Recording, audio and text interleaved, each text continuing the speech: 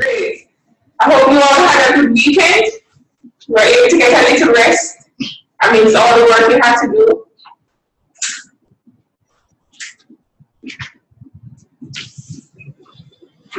That's what I can do. Okay. All right, just checking to make sure everybody's here. And then another check. All right, good morning, Ashley.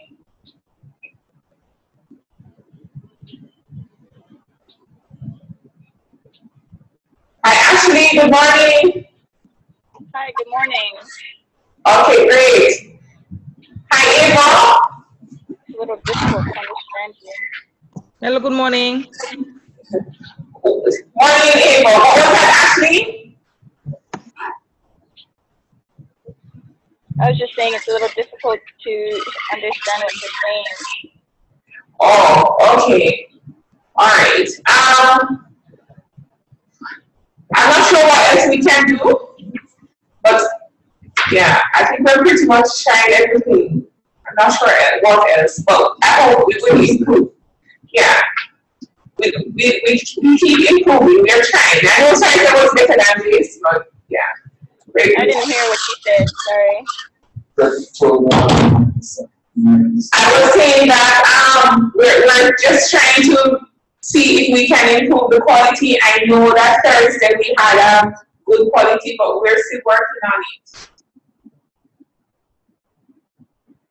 I see. Okay. Jason, good morning.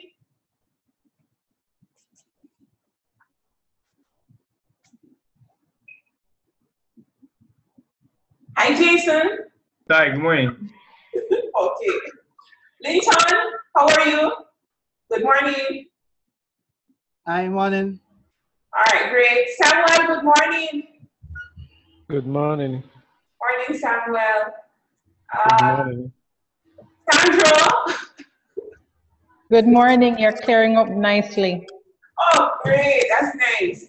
Tracy. Good morning. Morning.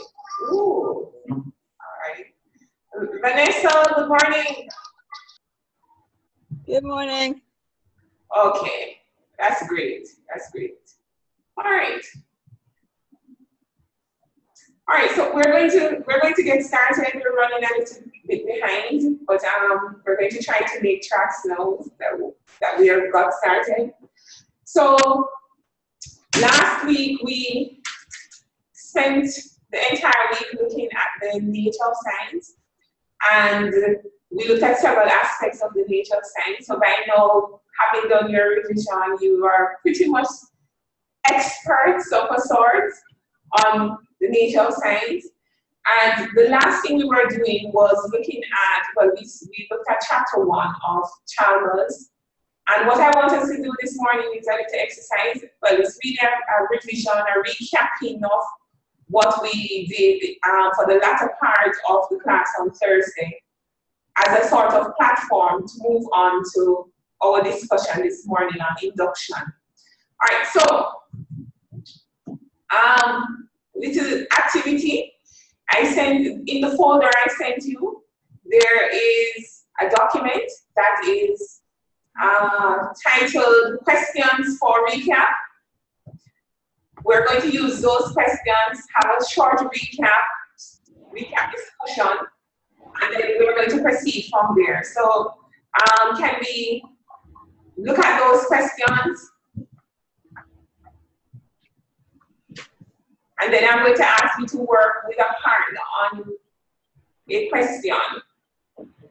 I was unable to, Ashley from Bermuda, I was unable to open the document you sent last night. I don't know if you were able to send it as a PDF file.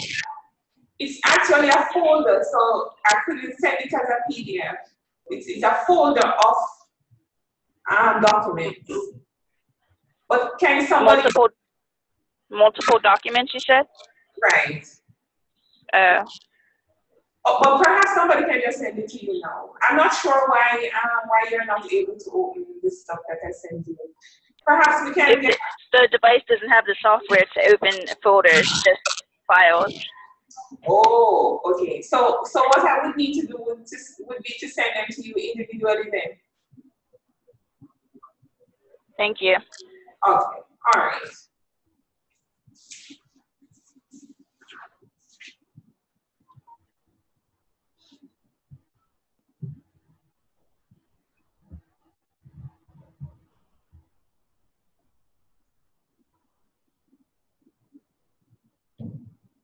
All right. So what I want you to do now, if we can, there are 4 questions. So perhaps you could take one for a pair of persons. I'm going to give you a few minutes for you to talk about it, and then we just have a fuller discussion. Well, it's not really 4 questions, really. It's really like 3, because there isn't very much to one. But right. But I want you to just, I'm giving you 10 minutes, and I want you to talk about as many of the questions as you can in terms of your responses. And then we will have a little discussion, and then we wrap that up and move on. All right, so can you just choose somebody who you want to work with, and then we will see. Got that?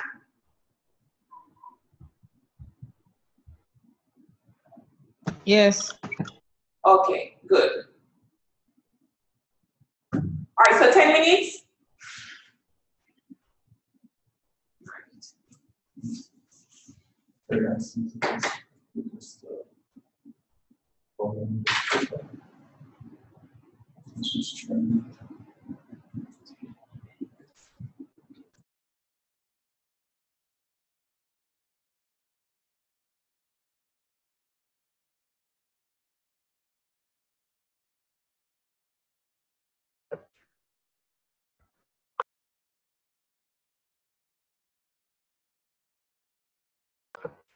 Miss, sorry, this is Jason. I just wanted to let you know I emailed the files to Ashley. Thanks, Jason. Great. Thank you.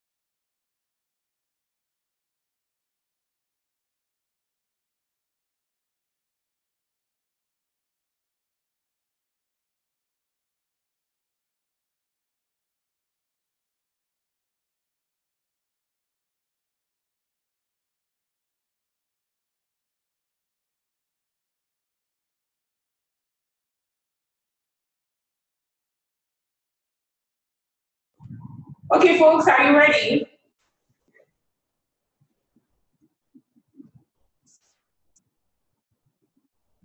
Can you hear me? Still working. Yes, we can hear you. Okay, you're still working. All right, 2 minutes more.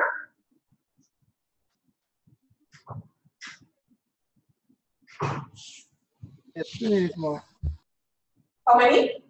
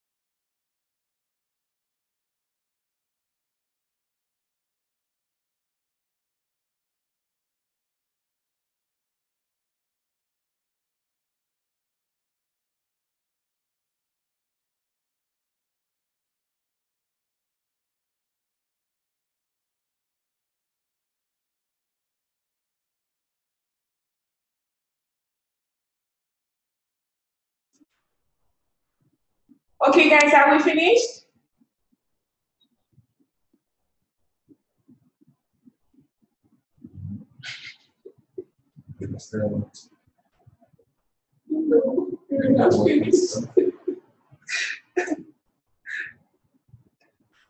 Finish, Linton? All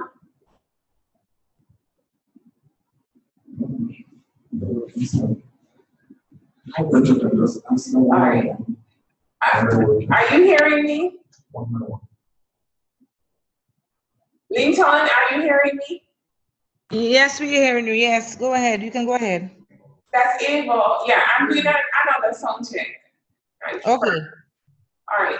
Jason, are you hearing me?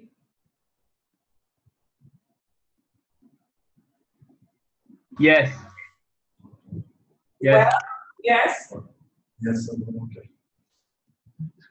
Okay. Ashley, how is your sound? Testing 1, 2, 3. Okay, great. Vanessa? Yes. Okay, good. Tracy?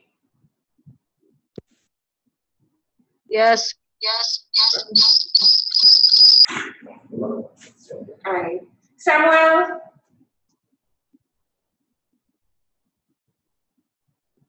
Yes, I can hear you. Okay, all right. And Sandra, you're good? Yes, I'm good. Okay. Who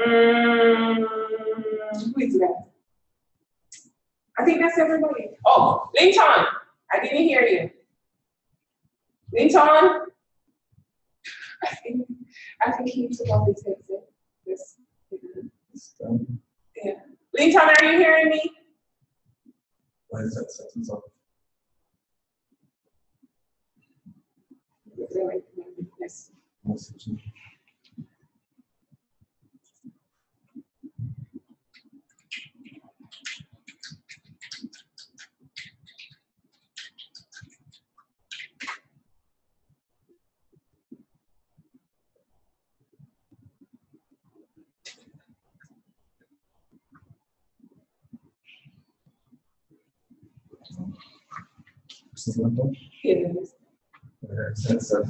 Yeah, right. I don't know if he's sending a message. All right, but that's not bad. No, it's okay. Okay. I'm frustrated from it. That's okay. All right. Okay. All right. So we're ready, all set to go with our recap. All right. So who wants to begin with the first question? Just talking about the empiricist and positive view of how scientific knowledge is derived and some of the concern that Chalmers raises and the brief exposition on one of those concerns. So who would like to start us off?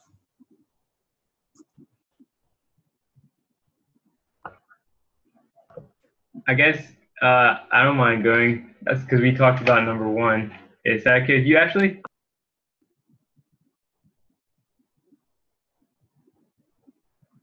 Yeah, sure, go ahead.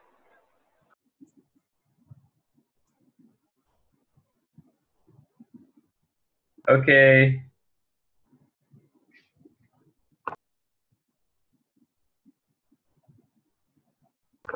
Basically, we thought that the empiricist and the positive view of how scientific knowledge is derived is that it's derived based on the facts.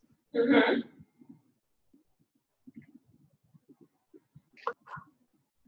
Okay, yes, I can hear you now. Yes, Linton? Yes, I'm there. I'm hearing you. Oh, okay, all right. All right, thank you. Mute your mic now. Like, Jason, continue, please. Okay, so then the facts were also to be basically the information that's derived from our senses. Right. By what process?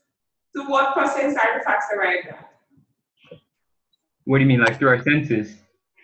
Yeah, but what is it that we use our senses to do that helps us to arrive at the facts? Observation, experimentation. Right. Okay. All right. Good. Through perception, how you perceive things. Yeah, but if it's facts, remember, as the empiricists and the positivists define facts, it has to be observable phenomena. So that it's arrived at through observation and phenomena based on this particular view, empiricism and positivism. All right. So that's okay. So that's good. So you say scientific knowledge is derived from facts, and the facts are based on observation and experimentation. Okay, great. Do you want to go ahead on the other part, or you want somebody else to share?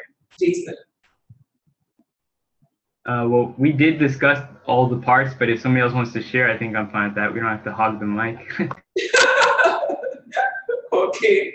All right. So, does anybody else want to go ahead on part B? What are 2 concerns that Chalmers raises about the empiricist and positivist view of scientific knowledge?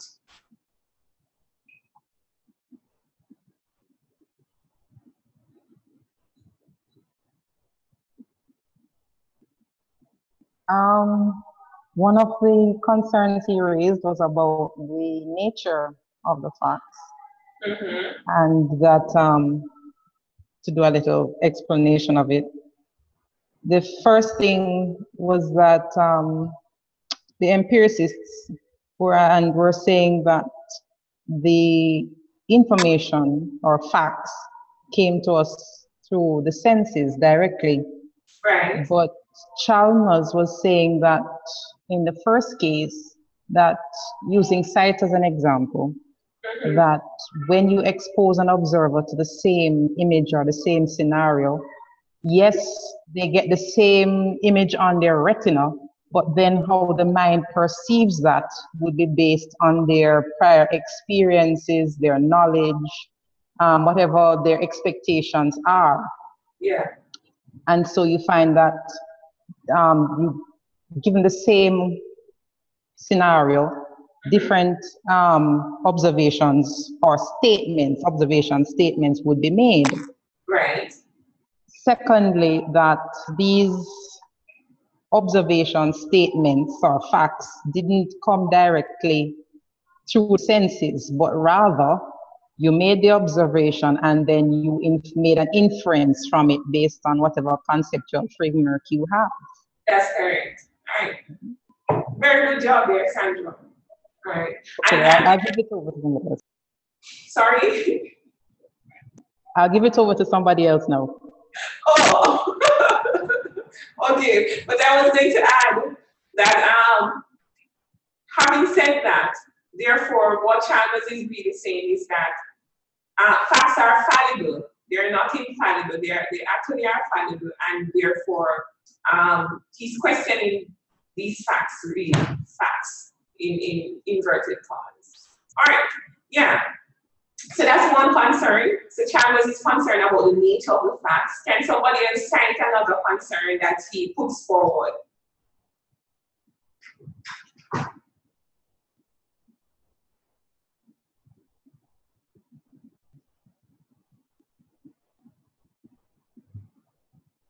We, Ashley can correct me if I'm wrong, but the other concern that we thought was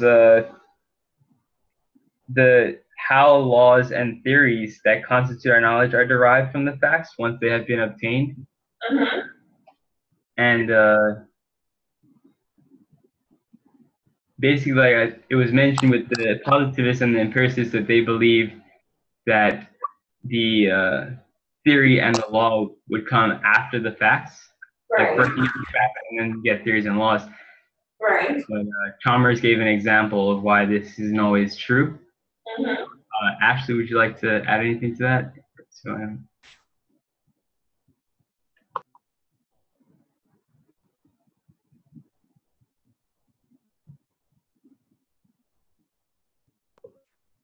All right. Okay, what I was thinking, the example that he gave was with the botanist and him. If he were to go out into the field and try and describe the different things that he saw, like in a forest in terms of the plants, the botanist's descriptions and information that the botanist would collect would be much more thorough as well as complex and detailed, because the botanist has a previous knowledge base that allows him to look for facts in a different way, whereas Chalmers, he doesn't have that knowledge base, so the way he looks for facts is different. Does that make sense? Yeah, that helps. That adds to the discussion. Also, we can also link the second concern to the first, which has to do with the nature of the facts. Because the question is, if we're starting off with facts which are fallible, that is, they're unreliable. If we're starting off with unreliable facts, what can we say about the theories and the laws that we would derive? It makes sense that those theories and laws are also going to be unreliable. And therefore, the whole thing just breaks down.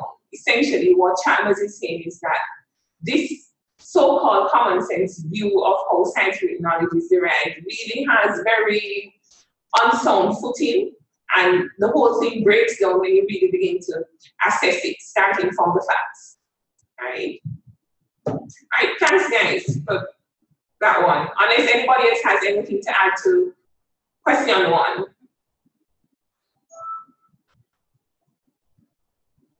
No? All right, we can work on that some more. I mean, later on, or tomorrow, you want to go back on it and just look at it again. That would be all right. All right, somebody to share on how facts are different from theories.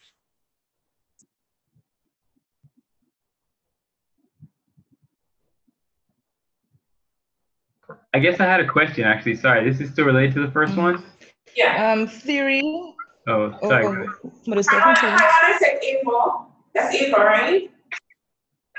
Just hang on a second. Let's hear Jason's question, which is related to the first question, right? Yes. All right, go ahead and let's talk about this. Let's hear. I was just kind of wondering the difference between knowledge and fact, because I felt like sometimes, I guess to me, like knowledge, isn't that a fact, the knowledge? Or not necessarily because it's through your perception. I don't know, it wasn't clear. I would consider knowledge to be like a big universal group, and facts to be a part of that group. So, right, that's how I think about it. Okay. So when we think about knowledge, the facts, laws, theories, all of those would be subsets, so to speak, of knowledge. Okay. All right, yes, Ava, please go ahead. I'm getting old, I'm forgetting. Anyhow, I was thinking that a fact is something that can be proven time and time again based on experimentation, observation, etc. And then the theory will provide an explanation of whatever phenomenon you're observing. All right, so, all right, okay, let me see if anybody has anything else that they want to add to that. Would anybody else like to say anything on that you think might make it clearer, or you just want to add something? Okay, I believe that facts, that's Linton. Are you I'm sorry, the facts are, I didn't hear the last one. Yes.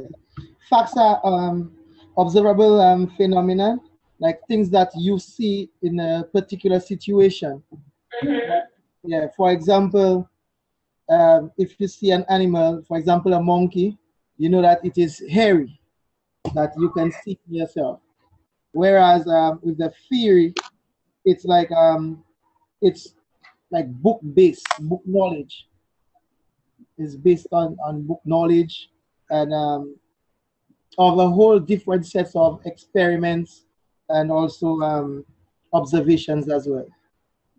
So, Linton, aren't facts book-based? If you say theories are book-based, are you saying that facts are not book-based?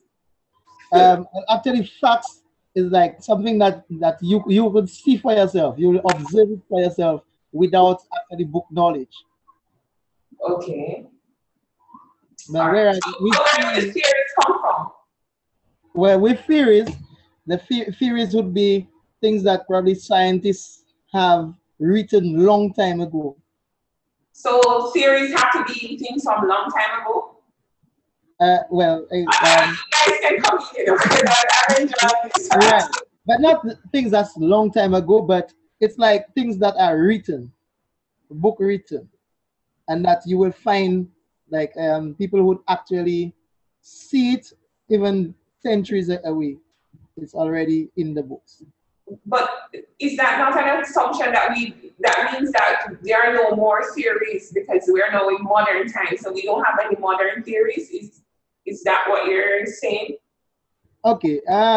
Okay. Actually, what I'm saying, if we have a fact, would be like a child growing up right now would actually see a cat or a kitten, and will say, well, and okay, this is a kitten because it has 4 legs, it's furry, etc.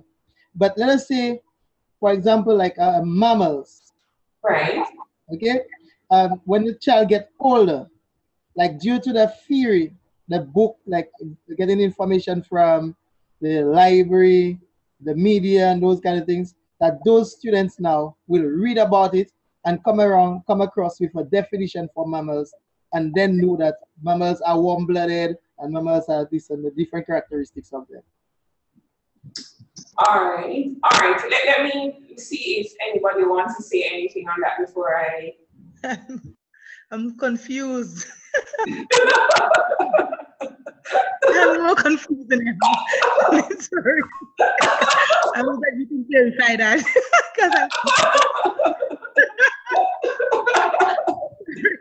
It's not like that, it's just examples that I was just giving at it. I'm confused. To me, I was thinking of it like, to me, what I'm thinking Linton is saying is actually more like theoretical knowledge versus practical knowledge. Okay. I don't think that's the same. I don't think theory, in the sense that we're talking about it with regards to facts and hypothesis and scientific philosophy, is the same thing. I think you think to be like, okay, I learned this idea in the classroom, which is theoretical, but then facts are something that I actually practice. Okay. All right. Yeah. Thanks, Jason. That's where you were coming from, Linton. But I was trying to use examples so that we'll actually be on the same page as well. Oh, okay, because I think it's a little bit skewed or a little bit distorted. So I will go with the facts being the observable phenomena based on empiricism, right? But the theory, remember we talked about the theory, so we could have a whole collection of facts, right? And then you come up with an explanation for that set of facts. So let us say, all right, for example, back to your kitten example. So your observations may be this thing has 4 legs, it has 2 eyes, it has da-da-da-da-da. You have a whole set of facts, what you call facts, right? Then we're going to come up with an explanation for these. So one explanation that covers all these sets of facts, right? And our explanation might be that this thing is a kitten because da-da-da-da-da-da-da, right? That's our explanation. So facts and theories are related. They're related, but they're not the same, right? And I don't think you should think of it in the same way as you think of practical versus theoretical. All right, well, think of your theory in terms of the description of a set of facts and your facts as observations, sets of observations. Good? Very good, Claire. All right, okay. Good. All right, theory and law. What's the difference there between our theory and our law? All right, let's have somebody else take that on.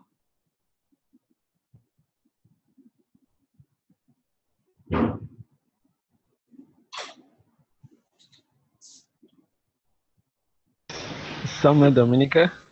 Hi, Samuel. Go right ahead. Yes, as you said, theory is an explanation for bodies of facts. So when you have many facts, you can make an explanation from it, which we call a theory. And a law is more like a mathematical representation of theory. So from the body of observation and experiment, with the lot of experiment done and observation, if you can make a mathematical representation from it, then it can be called a law. So most time, laws is always between 2 quantities.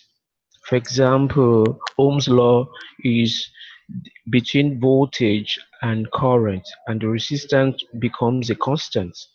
So we can say theory is an explanation of body of observations, while law is a generalization of the bodies of observation or experiment. Very good. All right, good. That's clear for me. I don't know. Others will tell you if it's clear. All right. So you have your laws being generalizations of your body of observation, and your theory being your explanation for that body. All right. So that's good. And you have also added that it may be possible it is possible in many instances for you to express your law in a sort of mathematical way, but that's not always possible, is it? No. Right. Okay. Good. So we're clear. Any questions from the floor, from the rest of the class? Everybody's good there? Yes, we're fine. All right. Okay. All right. And the last one is such an easy question. I'm ashamed to. So we should not answer. That's okay. All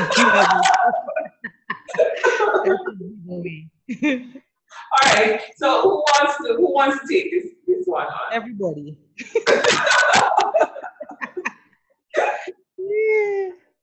All right. Go ahead. Body of knowledge, or way of investigating, or way of thinking. All right. Good.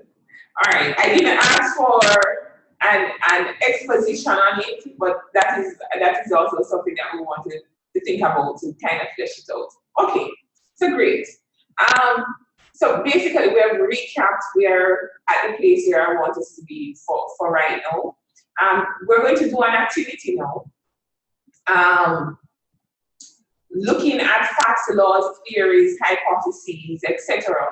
All right. So in your folder, back to your folder, you have a document, facts, laws, theories.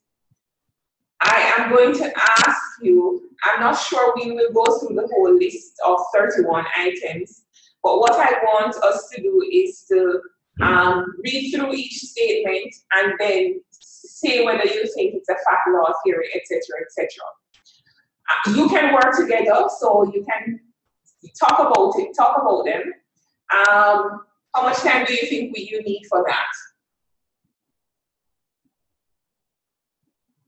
How many questions? 31? Yeah, it's 31 statements. It's not, you're not. Yes, statements. Okay. Yeah. And for all of them?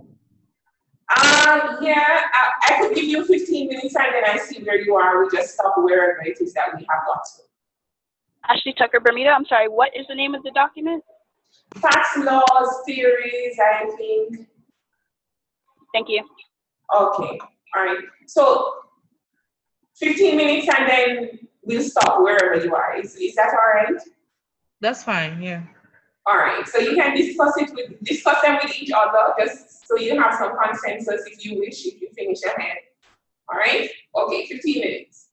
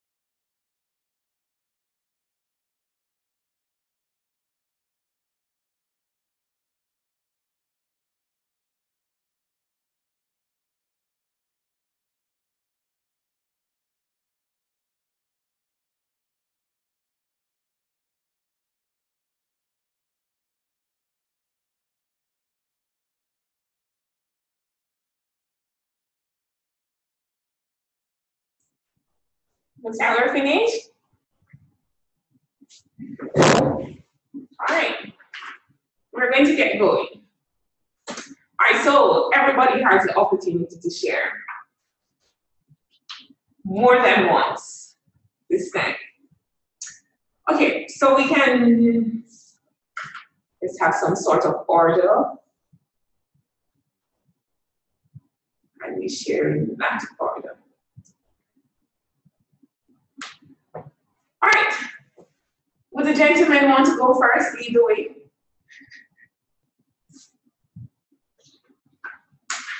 Yes. Samuel Dominica. Okay, Samuel, there are two ways we can do this. You could take like first four and go, or you could just do one and we alternate and go that way. All right. Okay, I'm just doing one for now. All right, okay. So one is a law. All right. What say everyone else? Agree, disagree? Agree. Yes. All right. Linton, what do you think? I'm just speaking on you. What do you think of number one? And number two? One. No, I'm asking what you think of number one. Do you agree with Samuel? Yes, number one is a law. All right, great.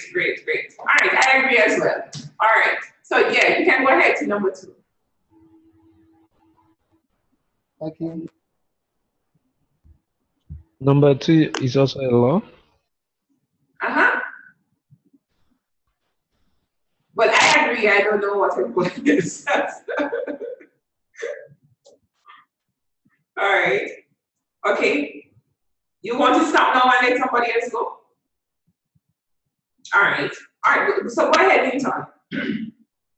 Number three.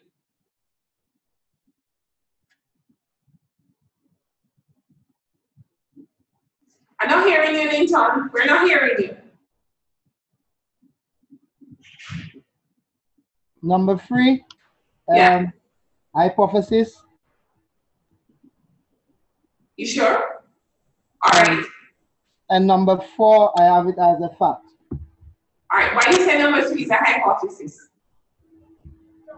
Okay, number three says water freezes at 32 degrees Fahrenheit. Yeah. So I believe that if like they could carry out an experiment for it. But isn't that something that has been done before? Like many times? Fact. Yeah. Yeah. So yeah. Say that again? I was asking if that is not an experiment that has been done many times. To determine the freezing point of water. Yes. So then we know it. It's something that has been observed. Okay. It's a So fact. okay, so it should be a belief then. A fact. Because remember, all right, remember what we said that facts are observable phenomena, right? Right. Yeah. So this would be something that we would have observed. So we have observed that that water freezes at 32 degrees Fahrenheit. That's a fact. Okay. As is the one you said, that the Earth is a sphere. That's correct as well. That's also a fact. Okay. All right. Okay, good. Thank you. All right, Yeah. next. All right, Jason, want to take it?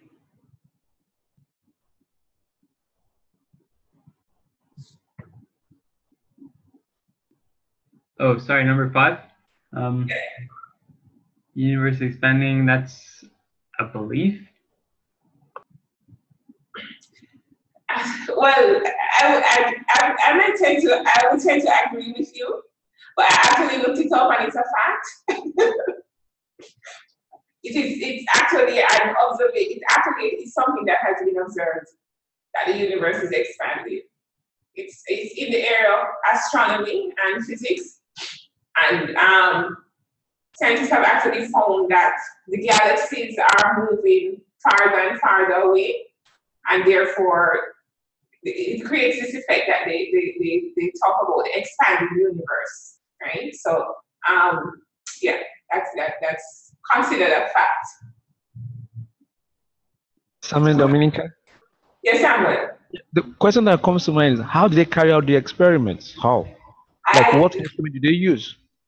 I don't know. I won't be able to say, but it would be instruments basically and measurements, which would be approximations of a sort, right? But based on their measurements and their calculations, they're saying galaxies that were, let us say, 100 light years away are now farther away than that, and everything seems to be moving away from everything else. So based on that, it's actually this guy, Edwin Hubble, who made that observation, who first made that observation. And since he has made that observation, other persons have made the same observation. So it seems to be something that is fairly reliable. Right. Yeah, but I mean, if I didn't know, I would say that's a belief as well. If I had not gone to look it up myself, I would have actually said that was a belief. Right. So, or probably a hypothesis or something. All right.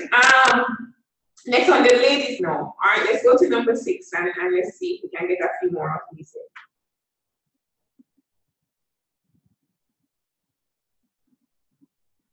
Where are we?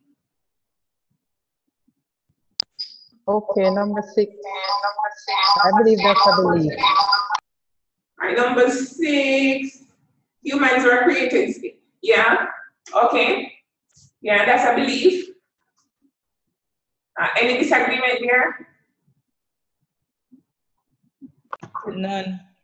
None. All right, good. All right, let's go to 7. I have a question. Could there be different definitions for the word fact depending on what field we're in a sense, or what area we're talking about?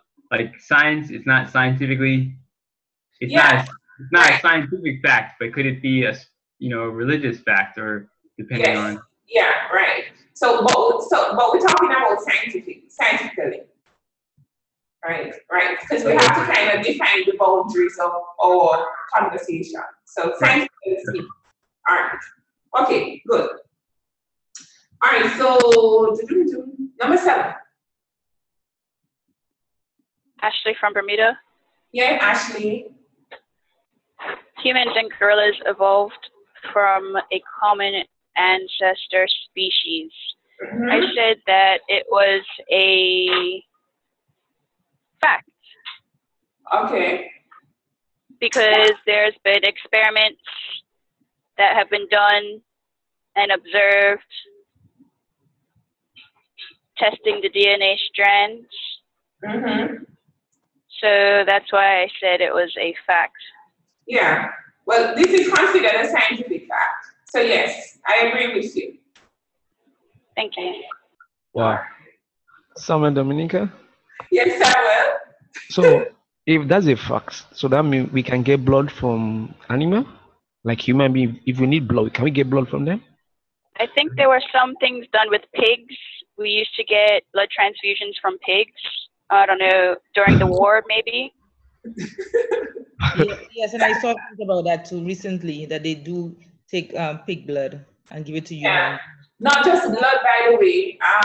Organs, other organs. Yes. Hearts and heart valves. Yeah. Yeah. How about DNA? Sorry, Samuel. I said, how about DNA? Genetically modified microorganisms or organisms, genetically modified organisms, yes. We are eating genetically modified organisms. The cereal that you ate today with cornflakes, that is a genetically modified organism, most likely 99% out of it.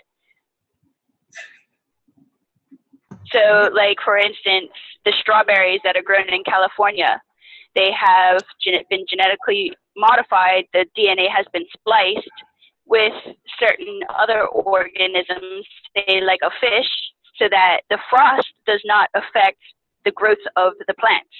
So there's a lot of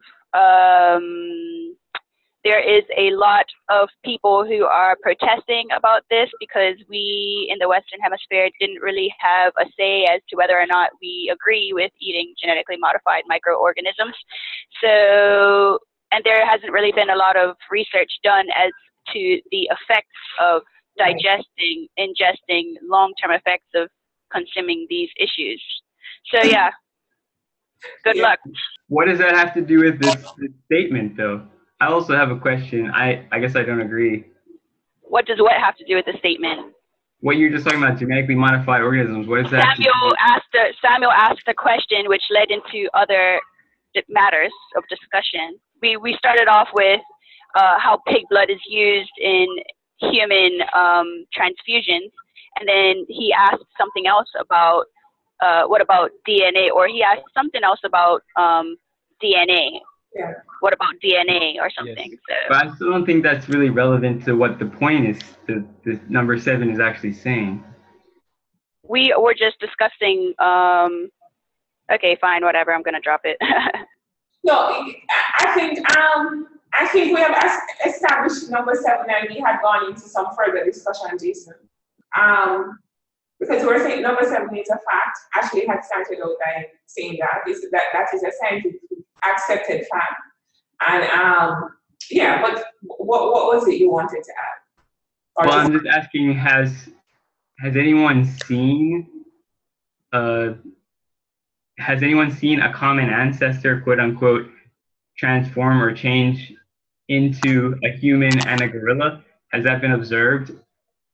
Well, I think that's what evolution, I'm not a biologist by any stretch of the imagination, but based on evolutionary pictures, you know those pictures that you see where it starts off with the gorillas and you see the so-called transformation, and then you have a picture of a man. So by looking at the various stages, it's kind of like supposed to represent a progression to show how we have evolved over time. So evolution would be like evidence, so to speak, that supports this. But I guess my question is, has evolution actually been observed in the sense that we're talking about right here? Because I mean, Ashley brought up the point about DNA, how they've looked at human DNA, analyzed it, and compared it to chimpanzee DNA, for example, and there's like a very close similarity. But that's an example of similarity. That's not an observed example of a common ancestor changing into a human and well, when they look at fossils as well, they can look at the DNA, and over time, they can look at the carbon footprint or whatever, however they show how old something is, they do a test, right? So over the fossils and things that they've gathered, they have come to the conclusion over the observations. They have made facts over the observations and experimentations done on the evidence that, or on the matter that was put before them. You understand, Jason? So, so they can look at a gorilla that was on the earth 100,000 years ago, and a human that was on the earth 100,000 years ago, and then a human that was on the earth 50,000 years ago, and a gorilla that was on the earth 50,000 years ago, etc., etc. And from that, they will deduce that XYZ is a fact. We don't have to really believe it if we have a conflict with religion and science. I think that's what's happening. But no, I'm just sticking to the definition of a fact. I'm just strictly sticking to the definition. I'm not even, like, regardless of what my beliefs are. But anyway, we can move on. But there might be a conflict of, yeah. It doesn't to me agree with what definition of a scientific fact is, because we've never observed an ancestor changing into a human or an ape, which is what a fact is. It's an observation. We observed it through experimentation. But we haven't. Can you find an experiment? Yes, that's what I'm telling you. It's already been done. But that's The not an experiment- experiment. That's looking at the bones. That is an experiment.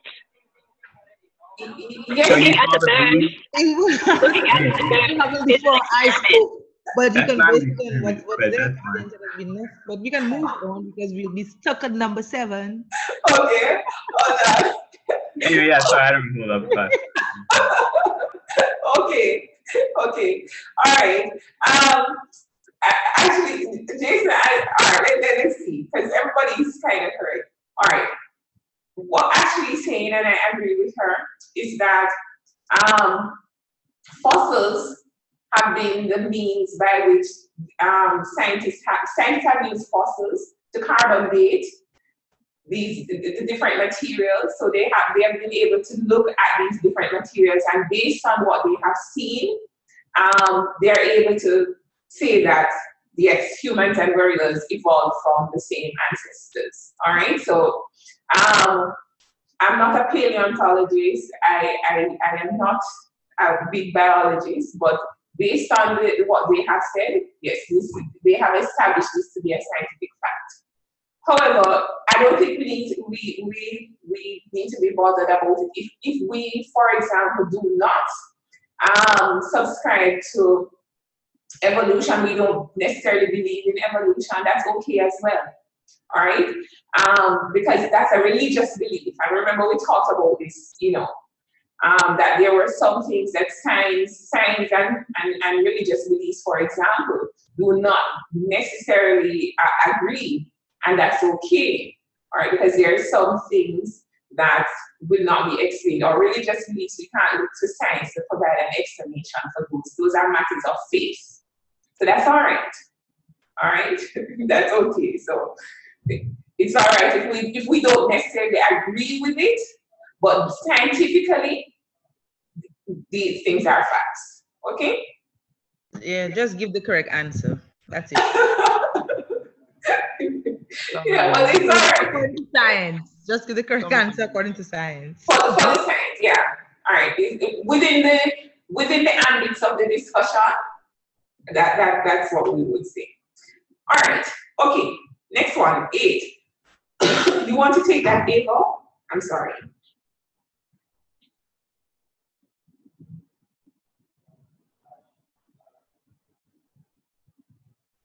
A law, L-A-W, yeah. All right, you think it's a law? All right.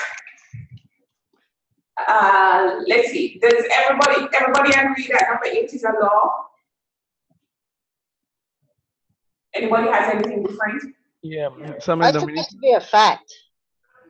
All right. Samuel Dominic. Go ahead, Samuel, and then we see who was that. So, yes, I'm seeing more like a statement that is more like a theory talking about a law. Because Go ahead.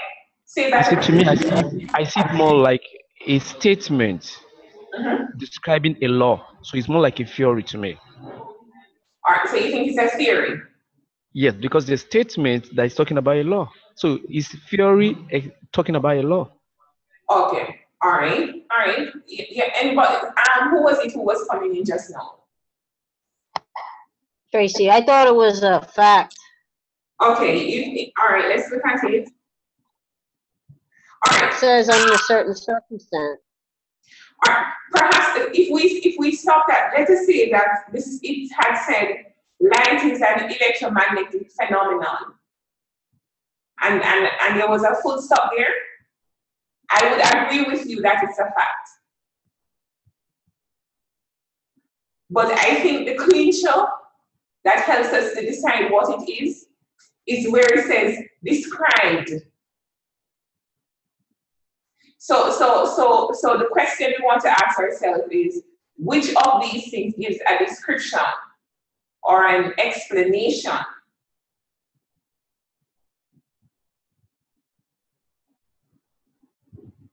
A theory. Yeah. Yeah. So I think the best choice would be a theory. Do you see what I'm saying? Yeah. Yeah. Yes. Okay. All right. I think the best choice. And I think the giveaway there is where it says described by. So Tracy, as I was saying, so if it had just stopped at light is an electromagnetic phenomenon, that would be a fact. All right. But it's more than that. It goes a little bit beyond that and says this is described by a set of generalizations or a set of laws. So yes, theory. I agree. All right. Ooh. All right. Let's go again. Who hasn't gone yet?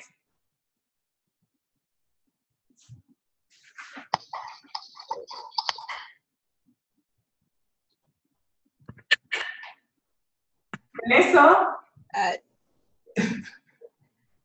Matter is comprised of atoms is a fact. All right, yeah. All right, somebody take the next one. The sun will die in 7.5 billion years. Hypothesis? I think so too. Yes, I think definitely. I think that's a hypothesis. All right. Yes, Samuel. To me, it's more like a belief.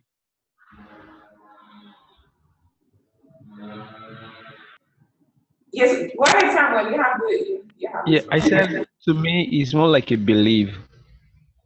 Okay. Yeah.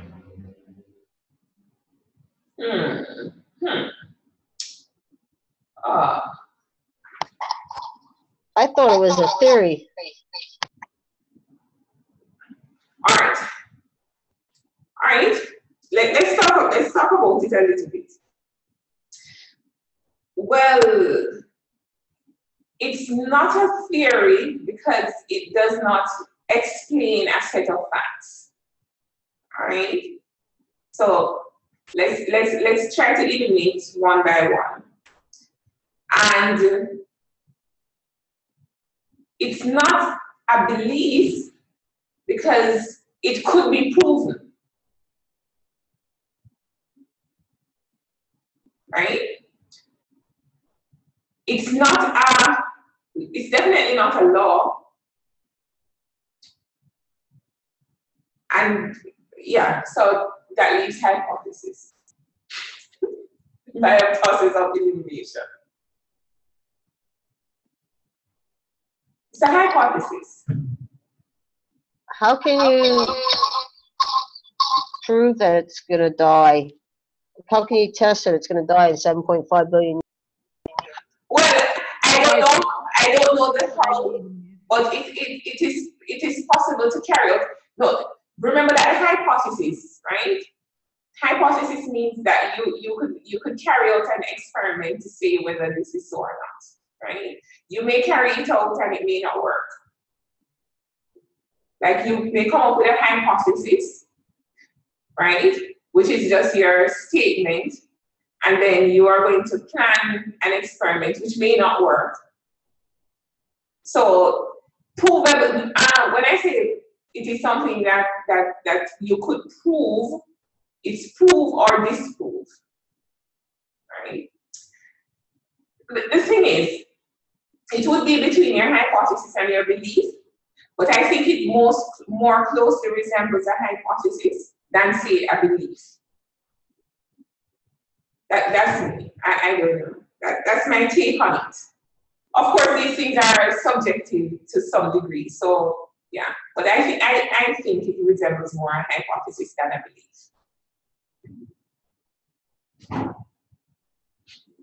I think scientists, based on the amount of hydrogen that is burning in the sun right now, have sort of extrapolated that this is around when the sun will die. Yeah. But the fact is, our galaxy could collide with another galaxy and we'd be done anyway. We wouldn't have to wait till the sun died. So that's why I think it is a hypothesis. Yeah, I think it. Yeah, I think the best, because that's what you basically what we're doing is trying to attach the best sort of classification to it. So yes, I think the best classification would be a hypothesis. Yeah. Samuel, Dominica. Yes, Samuel. Yes, I believe when we say something is a hypothesis, that means it can be tested. Can that be tested? Can it be tested? Well, yes, that's what we are. that's what we're saying, that we could devise tests that would give us an estimate of, yeah, I'm saying that we could devise tests that would give us an estimate of the age of the sun and how much of each gas is left there. As Sandra was saying, that it's based on how much hydrogen. I think the amount of, yeah, right? I think the amount of helium as well, I'm not sure. And so don't quote me on that. But yeah, but we could get some understanding based on how much, so it's really how much hydrogen did we have at X point in time? How much would we have used up by now? So how much is left? And therefore can we therefore attach a timeline to when we will run out? Yeah. Every experiment. So yeah. So we could make a good guess about it. But it wouldn't be hard evidence per se, right? Yeah. All right. Let's just go to 15 or so. So let's take a few more. All right. Everybody has gone? 11. All right. What do you think of 11? Let me just throw them out. 11 is a fact. All right. Yeah, I said number 11 is a fact. Yeah, I heard you, but I'm thinking, all right, why do you say so?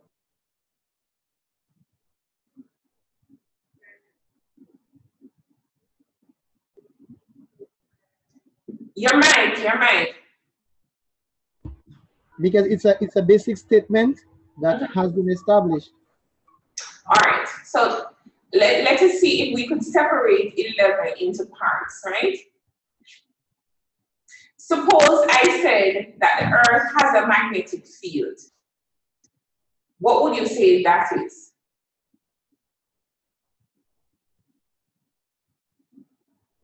Anybody can answer.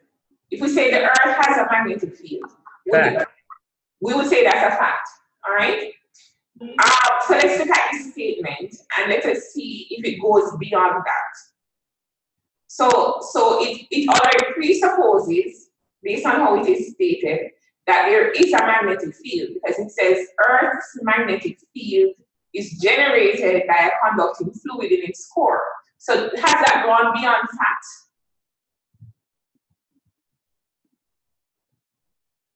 That's for me?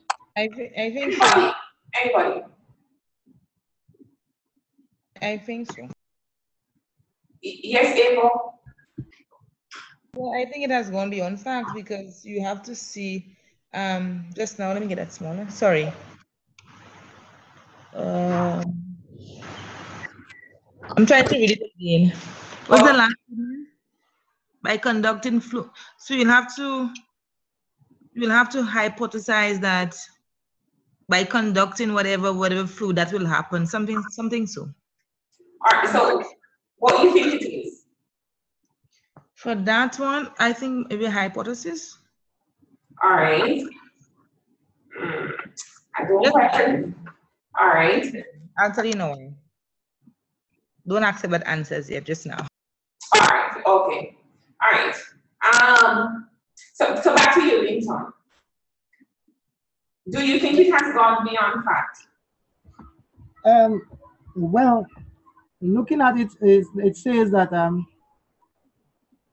well, the Earth's magnetic field is believed to be generated by electric current, and it's saying that it is created from knowledge.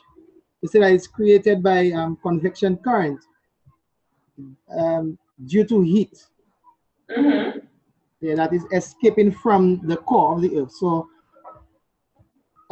according to scientific knowledge, yes, it has been experimented. Which part? That there is a magnetic field. Yeah. That's proven. Right? So that's a fact. But as to how the magnetic field is generated, or how the magnetic field comes about. There are many explanations. See what you mean. How do we know that's what's responsible for that? How do we know? Has it been proven? Right. So this, the point I'm making, I'm trying to lead you to see that this is actually a theory. Because what it is doing, it said, okay, so we have observed many times, there are many different cases that you could cite to say, yes, Earth has a magnetic field. And then it's going and saying, okay, but how is this magnetic field described, or how do we explain it? And to say, the reason for the magnetic field is that there is a conducting core at the center. So this actually, is a theory. Right? So it's more than a fact, is the point I want to make. I hope you see what position I'm coming from. I don't know. As I say, you know, guys, we don't necessarily have to agree, all right? But if we can see each other's point of view, that's good. Is that all right? Okay. Okay. All right.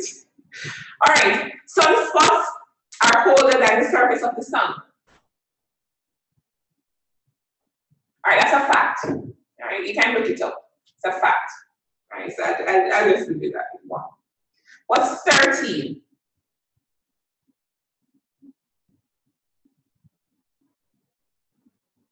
That's clearly a belief. Yes, that's a belief, for sure. All right, so 13 is a belief. No controversy there, right? All right. 14.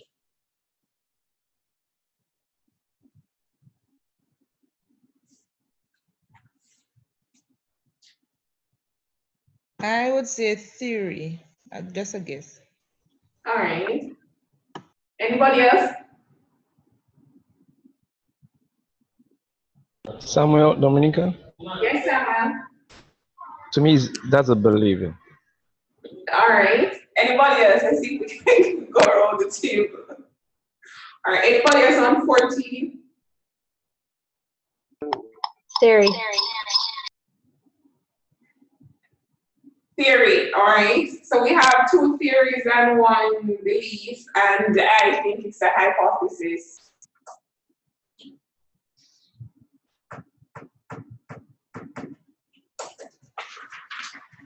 All right. But I can tell you why I think it's a hypothesis. Because we haven't quite yet established how the solar system is formed. So we haven't established this as a fact as yet. If there isn't a set of established facts, then it is not a theory, all right? Because the theory will be explaining a set of facts. If there's not a set of facts, then no theory. It's not a belief in the way we tend to think of beliefs. And so, well, I think hypothesis is our best bet, all right? So hypothesis. Yeah. Can be tested. Not easy, but possible. All right. All right. All right. Let's go to easy ones now. 15 and 16.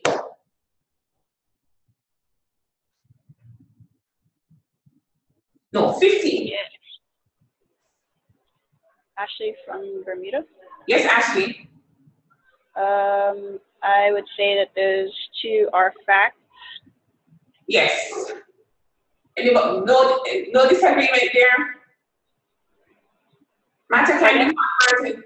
No, I said yes. Yes, I agree with you, Ashley. Thank you. Yeah, 15 and 16. Right, because there's interconversion. We have interconversion of energy and matter. So those 2 are facts. All right, those are established facts. All right, we're going to stop there.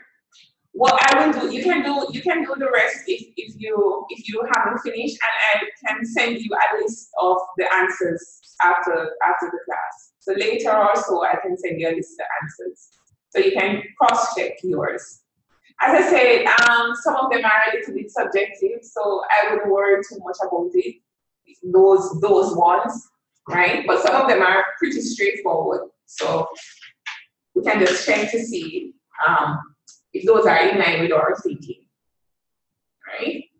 All right, short break, 10 minutes? Yeah. Yeah. All right, so take a 10 minutes break and then we start again.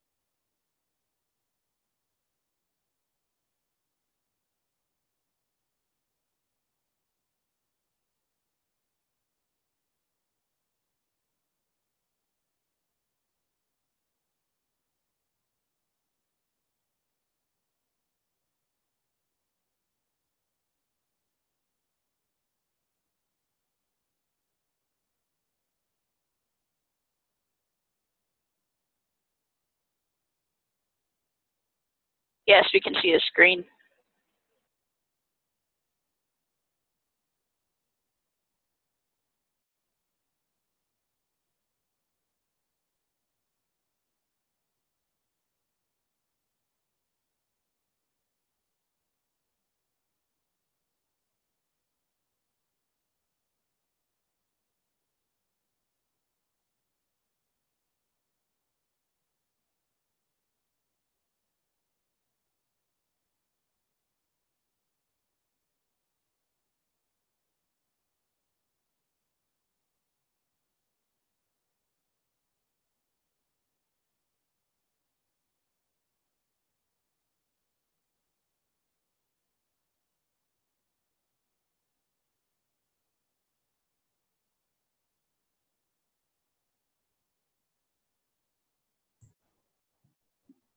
Can you still see it or it's gone now?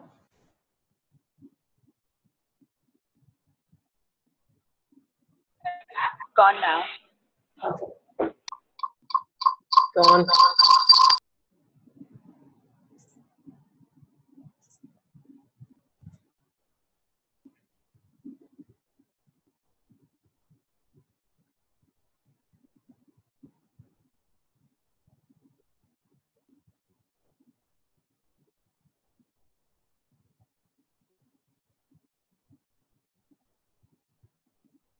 Okay, you see it now, right?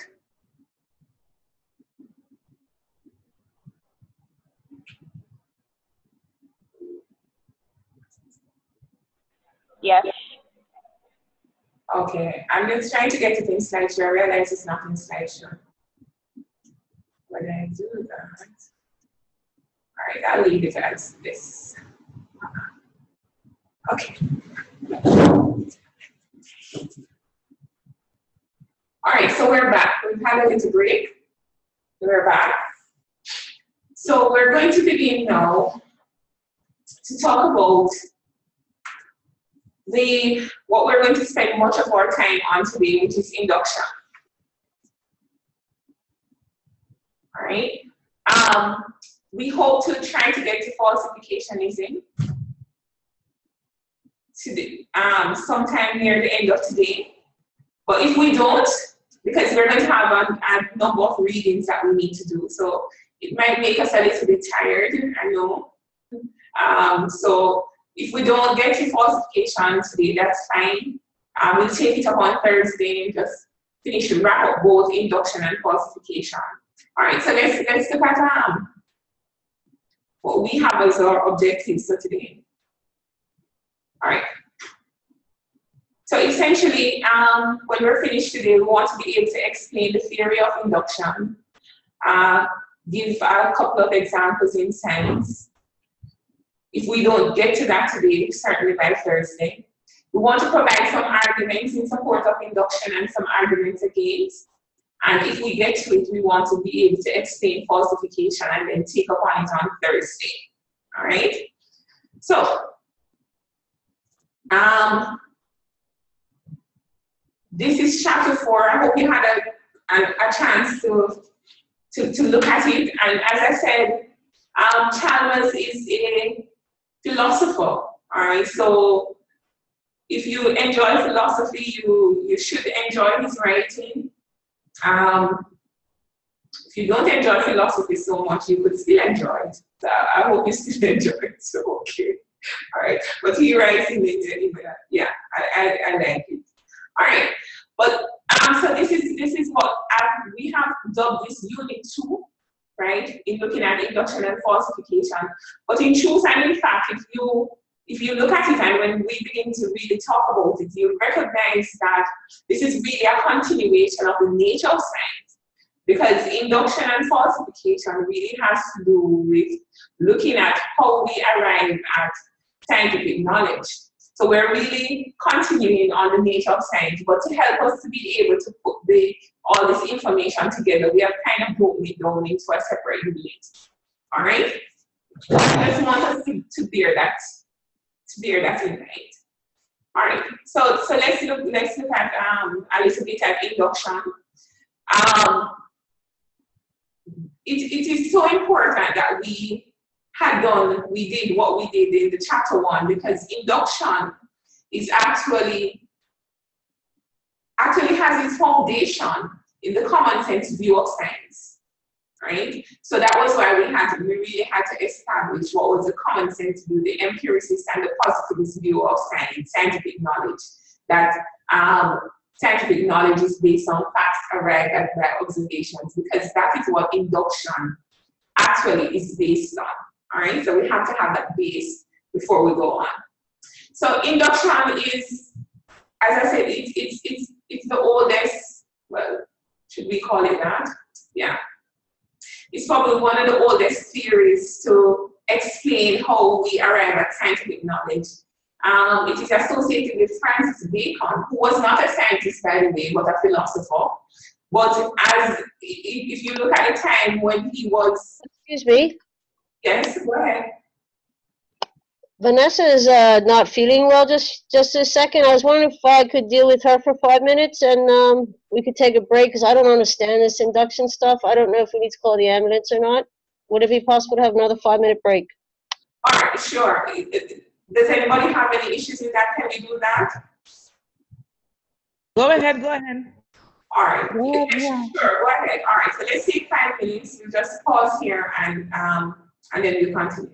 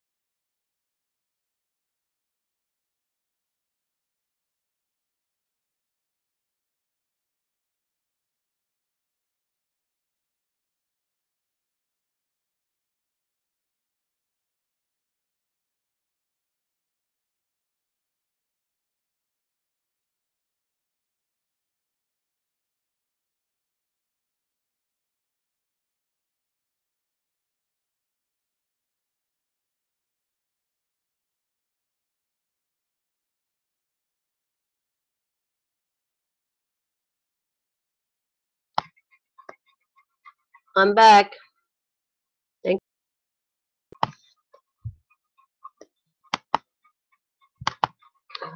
you.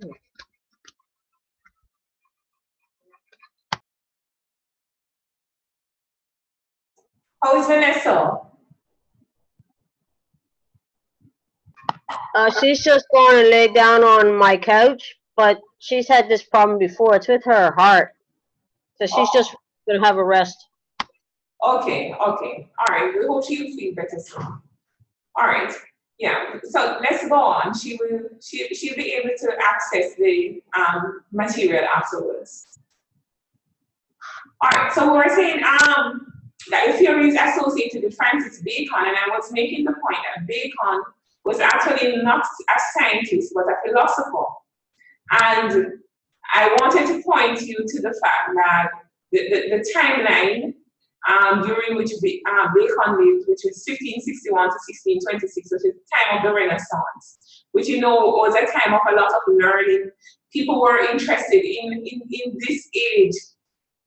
People were interested in everything. So, for example, there was no scientists were interested in philosophy and all the different areas of knowledge. Unlike now, when we tend to confine ourselves to particular areas of knowledge, so if we say we're a scientist, you know, we tend to restrict our studies to science for the most part.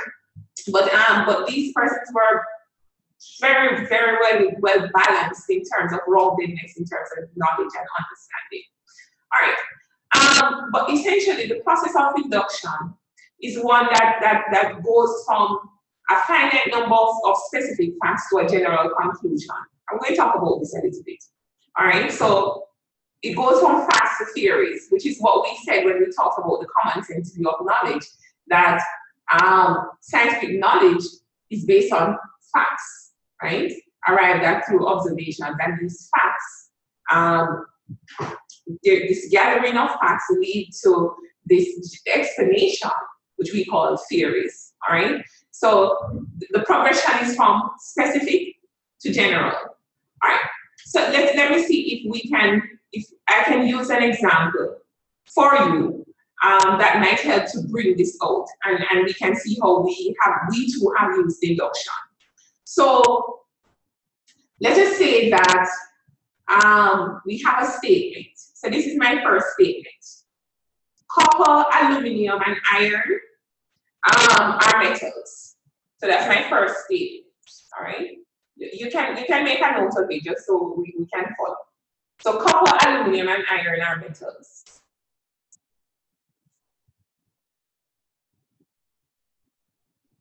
All right. So that's statement number one. And statement number two that I'm going to make, I'm going to say copper, aluminum, and iron are solids at room temperature.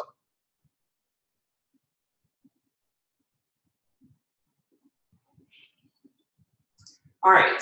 So essentially what I have two statements, two statements of fact. All right. Now, if we're going to make an argument, normally, just for those who probably don't have this background in argument, normally in your argument you have premises, right? So those two facts I would call my two premises, right? And based on my premises, I'm going to draw a conclusion. So what do you think is the most likely conclusion that I'm going to draw now based on the two statements that I have given you? So I have said that copper, aluminum, and iron are metals, and then I have said that copper, aluminum, and iron are solids. What is a possible conclusion that we could draw from that?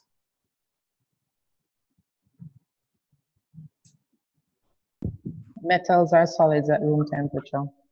Yeah. All right. Okay. All right. Excellent. And that is how induction works. So we go from a set of specific facts and we make a general statement. We're going to, all right, so we're going to actually be looking at statements like that conclusion, for example. We may want to assess it and say, is that really true, right? And although we have arrived at it by a process of reasoning, do we want to take a closer look at it to see if there is possibly something wrong with it, all right? And can you repeat the conclusion again? I'm sorry? The conclusion, can you repeat that again? Okay, the conclusion that was shared was that metals are solids at room temperature. Thank you. Right.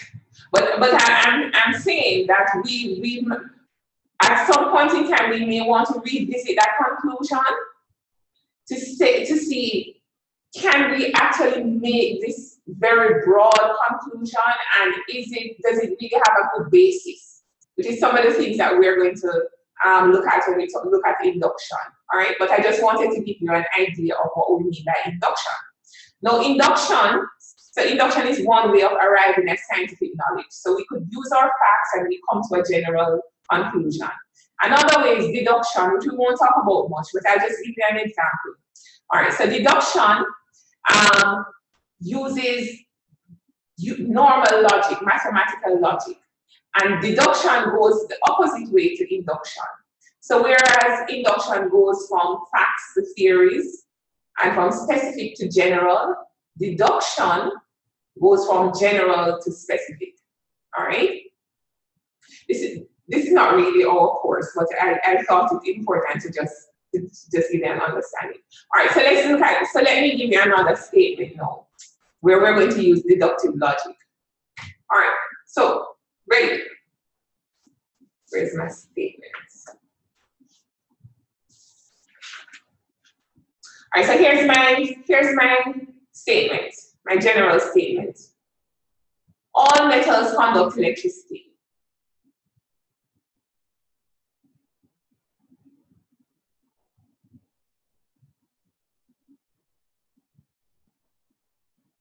All right, so that's premise number one. My second premise, copper is a metal.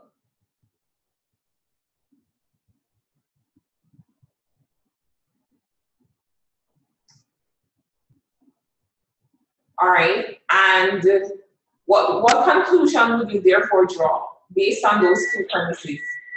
Copper conducts electricity. Right, thanks, Ava. Right. So a likely conclusion would be that copper, well, a logical conclusion would be that copper conducts electricity. Right? All right. Now I wanted to look at the two because they're very different. Right? So notice in the induction, we start with some specific facts and then we derive a broad general statement. Whereas in deduction, we started with the general statement, all metals conduct electricity, right? That's a general statement. And then we said copper is a metal, so we moved from general, we said copper is a metal, and therefore we came to the conclusion that copper must therefore conduct electricity. So we move from general to specific, all right? Do you see the difference that I'm pointing out? Yes, yes. Okay, all right, great. All right, so let's focus back on induction now, all right? So, basically the arguments surrounding induction are that for induction, the individual, the person, we must purge our minds, right? So in bearing our minds, it's basically purging our minds of everything around us, all the influences, all the prejudices, all the habits. And the reason for doing this purging is because we're going to make observations, right? And remember that according to this view, that this empiricist view, this common sense view that induction is based on, observation statements are supposed to be, very reliable according to the common sense view.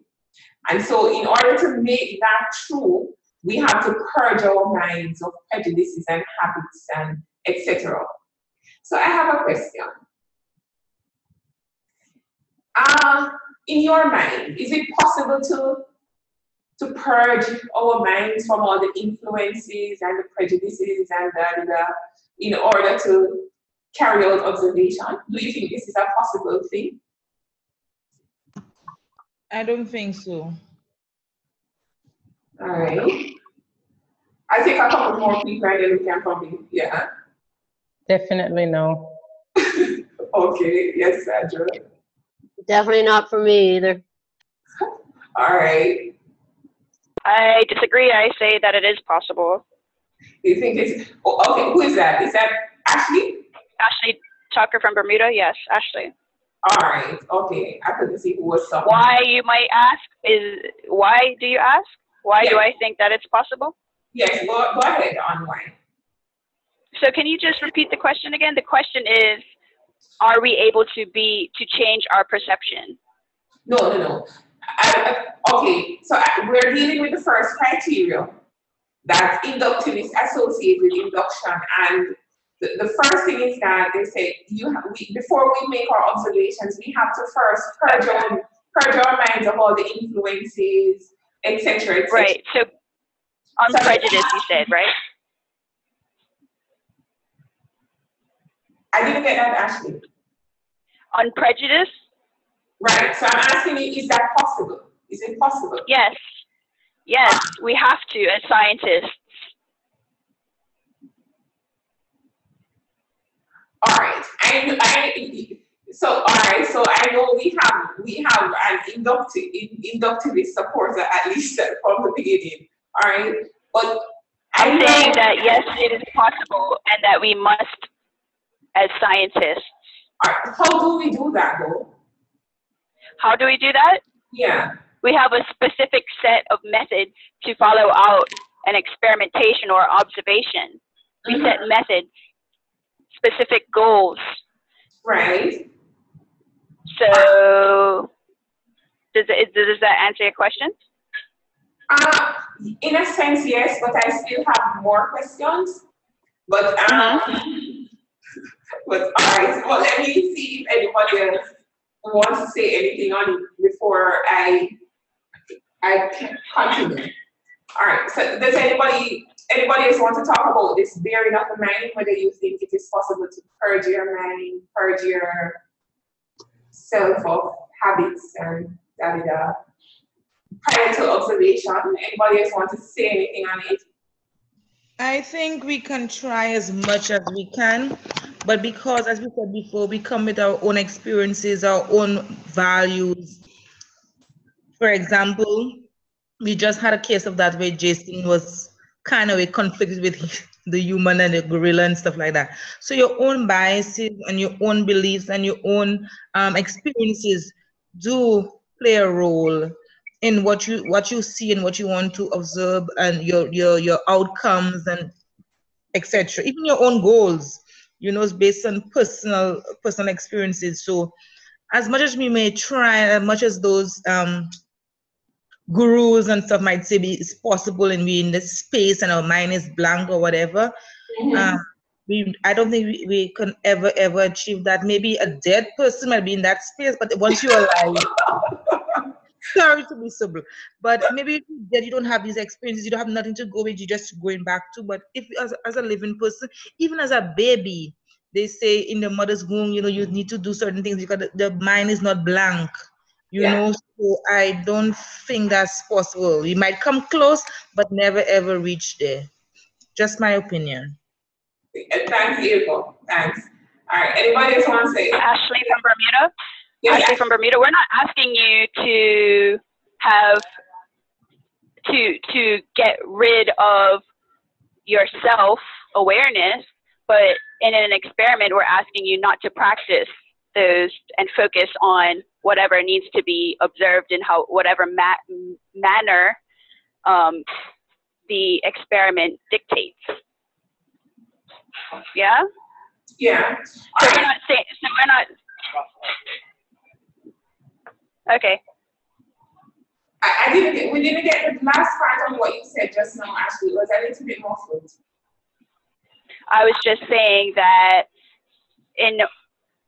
I'm not saying that we have to get rid of our perceptions, but in an experiment that states that we must get rid of our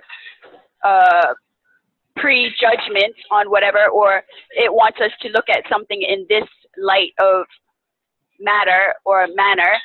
So I'm not saying that we as individuals get rid of our beliefs or our understanding of whatever, but in an experiment, a controlled experiment, we may have to warp our minds into observing something a particular way without thinking about our previous understandings. All right. Does that make any sense? Yes, it does. It does. I understand what you're saying. But the question though that I would ask is it possible 100% to remove all influences?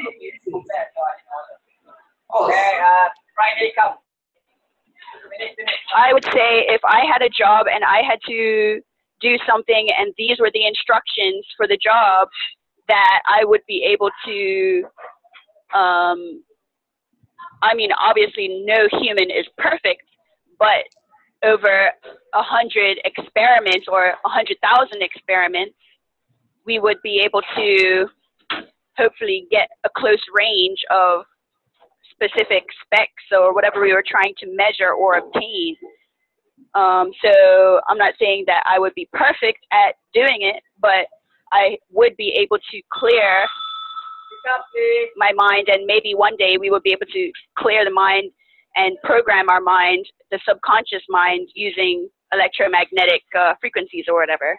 You know what I mean? All right, I get you, Ashley, and I'm glad you said it the way you did, because that is so. In other words, what you're talking about is the criterion or the requirement that scientists try for objectivity, right?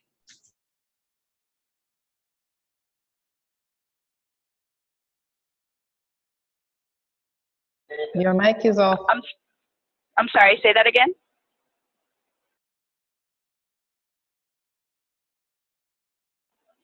Hello, can you hear me? Can you hear me? Hello?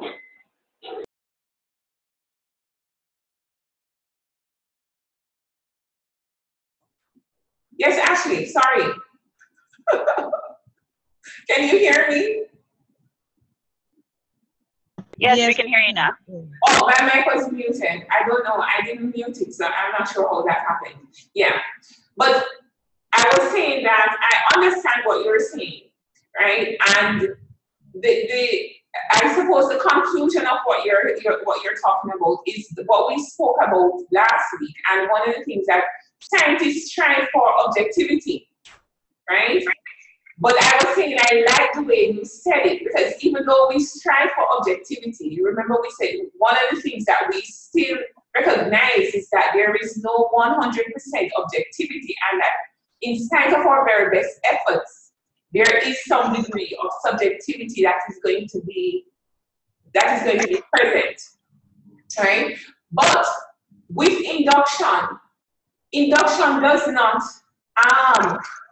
allow for any degree of subjectivity whatsoever. So in saying that you have to purge your mind, it's talking about starting with the tabula rasa, the blank slate. Nothing is there. You have nothing else that can possibly influence you. So you're going in. So in other words, if we're blank slates, remember we were talking about the fact that when we were looking at those optical illusions, if we're blank slates and we have nothing else that can possibly influence our observations, then what is there in front of us should be exactly what we see, right? And any 2 observers or 3 or 10 observers should see exactly the same thing. That's what induction is saying. Now we know based on what we have been discussing and based on the optical illusions that you can have different observers and we are all looking at the same thing, but we don't exactly see it in exactly the same way. You guys, you agree with that? Totally. Yes. Yeah. All right. So induction doesn't, that little room that you allow, that most of us tend to allow to say, okay, I'm striving for 100% objectivity, but I know that there could be some subjectivity. Induction does not allow for that. All right. Induction says you must be objective 100%. That's it. All right. So we see a little problem there from the start. So that's criterion number one. Let's look at the second criterion. Induction says that we have to collect large quantities of data. All right. So, for example, in the example that I gave you, just to bring out induction just now, and I said, what did I say? That copper, aluminum, and iron are metals, right? Would you consider copper, iron, and aluminum to be a large quantity of data? I guess not, because these are just 3 examples and there are many more metals. Right, so, okay. But can you see then? All right. So info, what would you consider to be large? Again, I think that's subjective, because it's relative, because what you might consider to be large might not be another person's perception of that. So there's no number that you can say, yes, if I take 10 metals, that's sufficient to consider large group. Unless you're doing an experiment that just calls for a certain number in the population, but you cannot really do that. I don't think so. Yes, I agree with you. So when the inductivists say that you need a large quantity of data, that is going to be subjective, because what I consider to be large may be different from what you consider to be large, because you say, okay, if I use 10 metals, I think that would be large. And I may say, that's not large, you know, so there again, we have another little issue with how do you define large? And let us say that this is about dropping an atomic bomb, for example, bombing someplace. Would you want to be able to, would we want to do this more than once to see the effects? Would we still hold the requirement that we need large quantities of data in order to validate our conclusions? So you see that becomes a little bit, you know, iffy. It can be a challenge. So we have another issue with that. All right, and then so purge the mind and then collect large quantities of data, and after you have collected your large quantities of data, then you make generalization. So those are the criteria for induction. So let's continue and let's look at these. Right?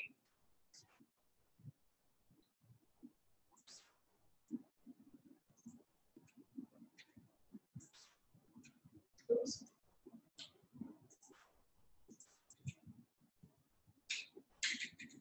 All right, give me a moment. My screen won't move. Okay. All right. So this is just showing you induction diagrammatically versus deduction, just so you can understand it. So see, we go from specific to general versus deduction, where you go from general to specifics. All right. So that's just showing you what we have said before. So we won't spend any time on that. All right. So here are the things that are considered to be characteristic of a good inductive argument now. All right, so as you say, a good inductive argument, the number of observations forming the basis of the generalization must be large, but we have already pointed to, well, I have already pointed to at least one problem with that, well, two problems we have pointed to. One, what do we mean by large, right? Large is subjective, that's going to differ from person to person. And two, having a large number of observations is not always desirable, right? In the case of a bombing or in the case of an epidemic, you just need one case in point. You really don't need this happening over and over and over for you to go, just for you to be able to make your generalizations. That would not be the best case, all right?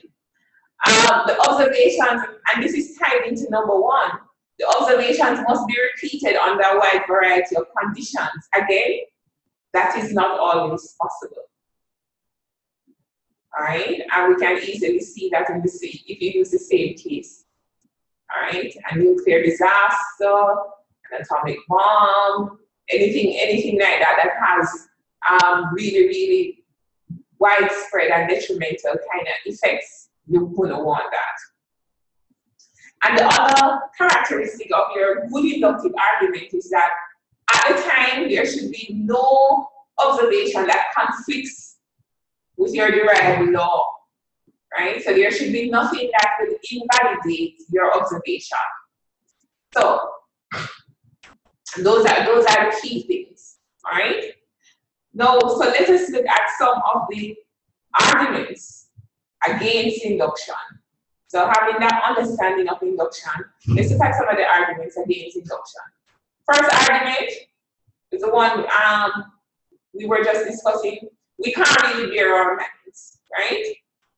That is not a possibility because observations are interpreted in some context, right? Observations are always contextual. So what we see or what we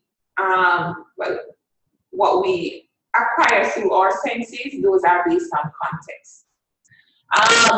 Observation statements are not fallible. All right, and I think we have hammered this home. I think we have got this. Observation statements are not at all fallible, and we don't always see what we think we see. It's not always what we think. All right, I'll just leave that. And then, in addition to that, there is evidence to show that scientific knowledge has not always started with observation. In many, many cases, theory has preceded observation. And when we talk about theory here, I'm not talking about theory in the sense of how we used it previously, but in terms of having some kind of, it really is talking about like hypothesis or an idea. So when we say history has shown that ideas have come before observation. So people have had theories, meaning hypotheses, come up with ideas.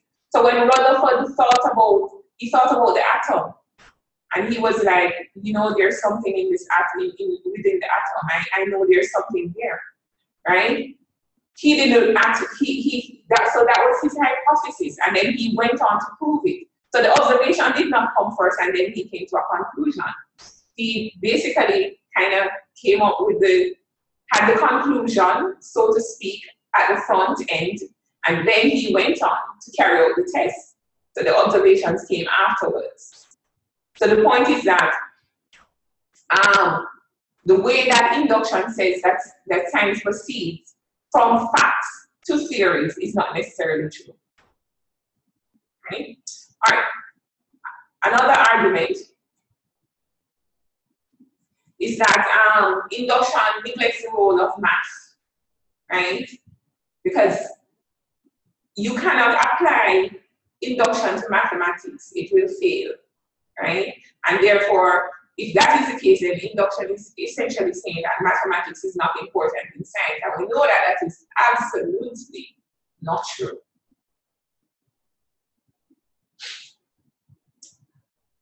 All right. Another big argument against induction is that it is usually illogical to generalize from a limited set of observations. So let us take, for example, if I say, oh, let let me use the example that Chalmers uses in the text that you read in chapter 4. So Chalmers talks about this turkey, and the turkey recognizes that it is fed every morning at 9 o'clock. So, I mean, you come to the conclusion that every morning I will be fed at 9 o'clock. But tomorrow morning is Christmas morning. So, is the turkey going to be fed at 9 o'clock? No, he will be somebody on him. What is Abel? I said somebody will feed on the turkey instead. That's right. I think so too. Right? And so that is pointing to one of the what you call it, one of the holes in the argument, in inductive arguments, that not because you have a set of observation statements that seem to be going in that direction, can you now just jump to a conclusion that based on these limited number of observations, this is my conclusion, because that conclusion can often be proven to be wrong. All right, we could cite another one. So we could say copper is a metal, iron is a metal, gold is a metal, sodium is a metal, and we could go on for quite a little while. And what you will recognize is that all of those things that I have said, all of those are solids. So an inductivist might come to the conclusion that all metals are solids. But that conclusion, we know, is going to be an incorrect conclusion, because we do in fact have metals, mercury, right? Mercury is a liquid at room temperature, and therefore will invalidate that conclusion. So we run into some problems. All right. The other thing, the other argument against induction is that induction limits the human spirit and does not recognize the important role of imagination, creativity, serendipity, etc.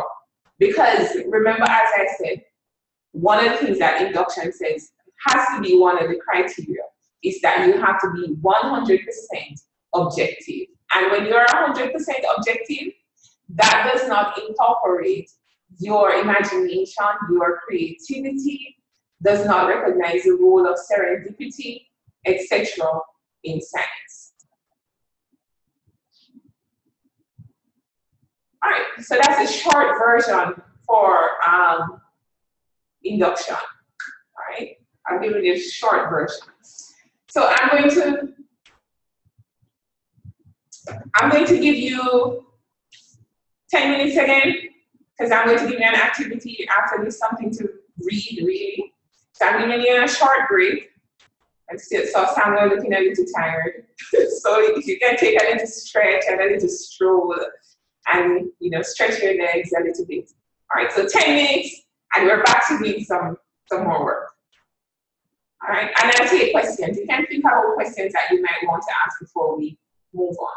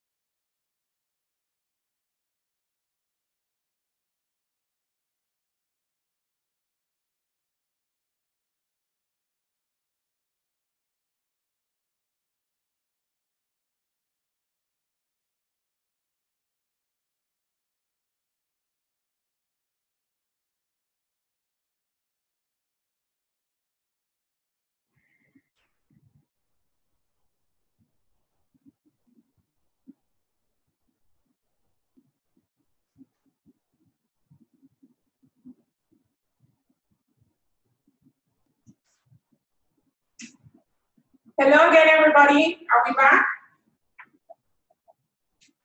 Yes, I'm here. Yes. Okay, good. All right. I hope you're perky now because I'm going to give you some reading to do. You're going to read an article and it's a little bit long. All right. But what I want you to do, you can discuss it among yourselves. You read and discuss. All right. So when you feel yourself getting a little draggy, all right, talk to somebody. All right. So what I want us to read now is the article in your folder, the one that says, "Is the scientific paper a fraud?" by Peter Medawar. So, is the scientific paper a fraud?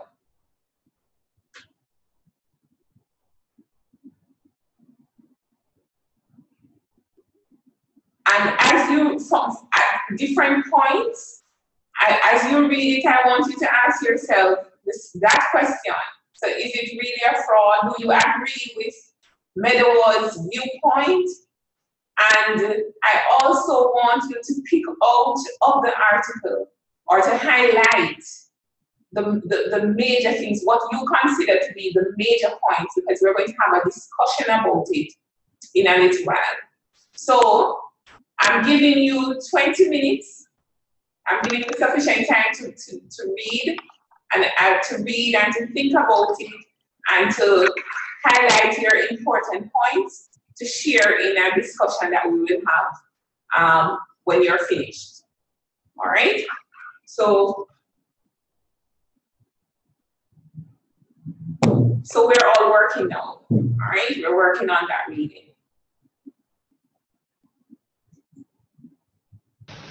Excuse me, please. What's the name of the article? I'm sorry, Samuel. What's the name of the name? Right. Is the scientific paper? I'm wondering, was that what I called it? Okay, is the scientific paper fraud? Do you see that in your list?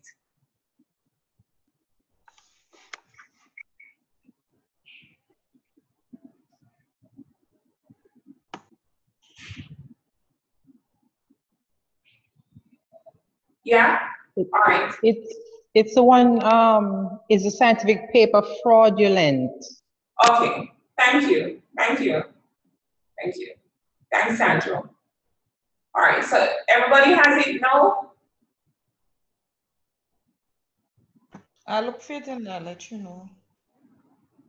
The myth of induction. Sorry? You're referring to the myth of induction. Right, but I want you to read the paper.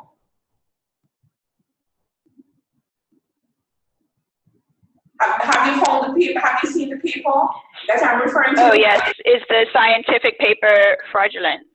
Right, okay, yes. Okay, thank you. Yeah.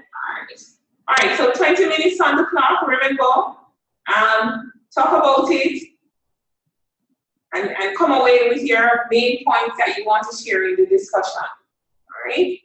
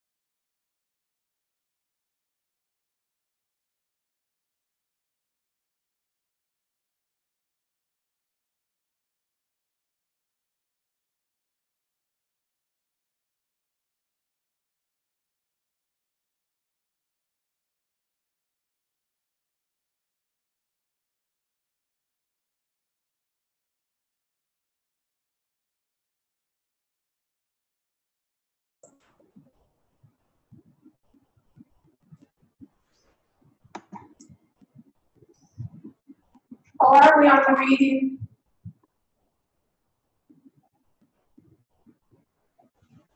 Sorry? How far have you progressed with the reading? Almost finished. Almost finished? All right. Perhaps another 5 minutes? Yeah, that'll be good. Okay. All right. I'll do that.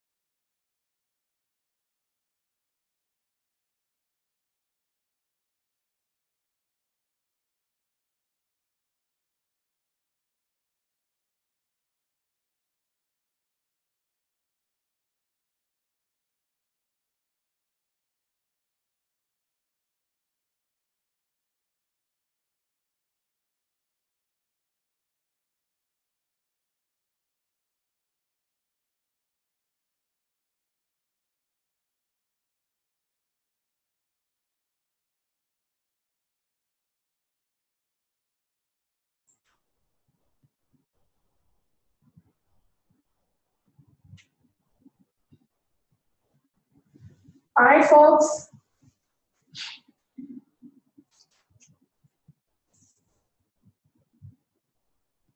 Ready? Yes. Okay, yes. Yes.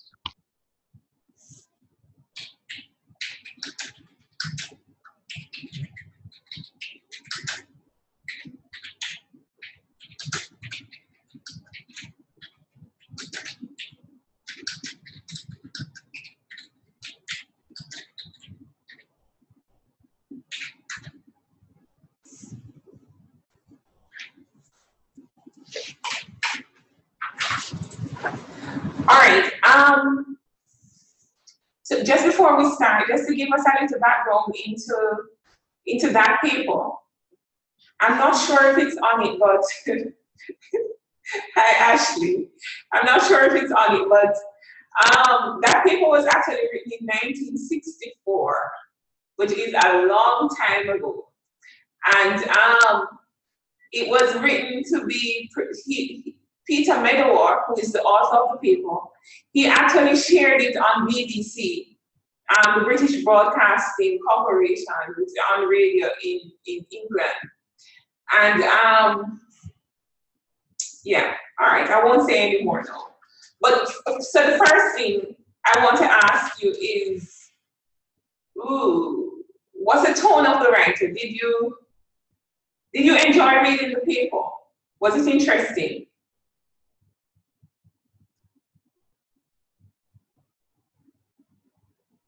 A lot more interesting than Chalmers.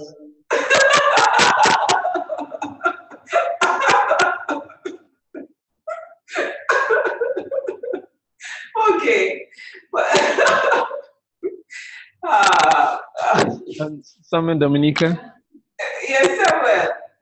And I'm also getting the impression that we need to be very careful of what we assume that is said by scientists, because from what I got, from what I read, is some of the process of thoughts were always misrepresented. So that means I'm like confused that sometimes when scientists say this, that sometimes the information may be misrepresented, and someone like me, everything I read, I just follow it.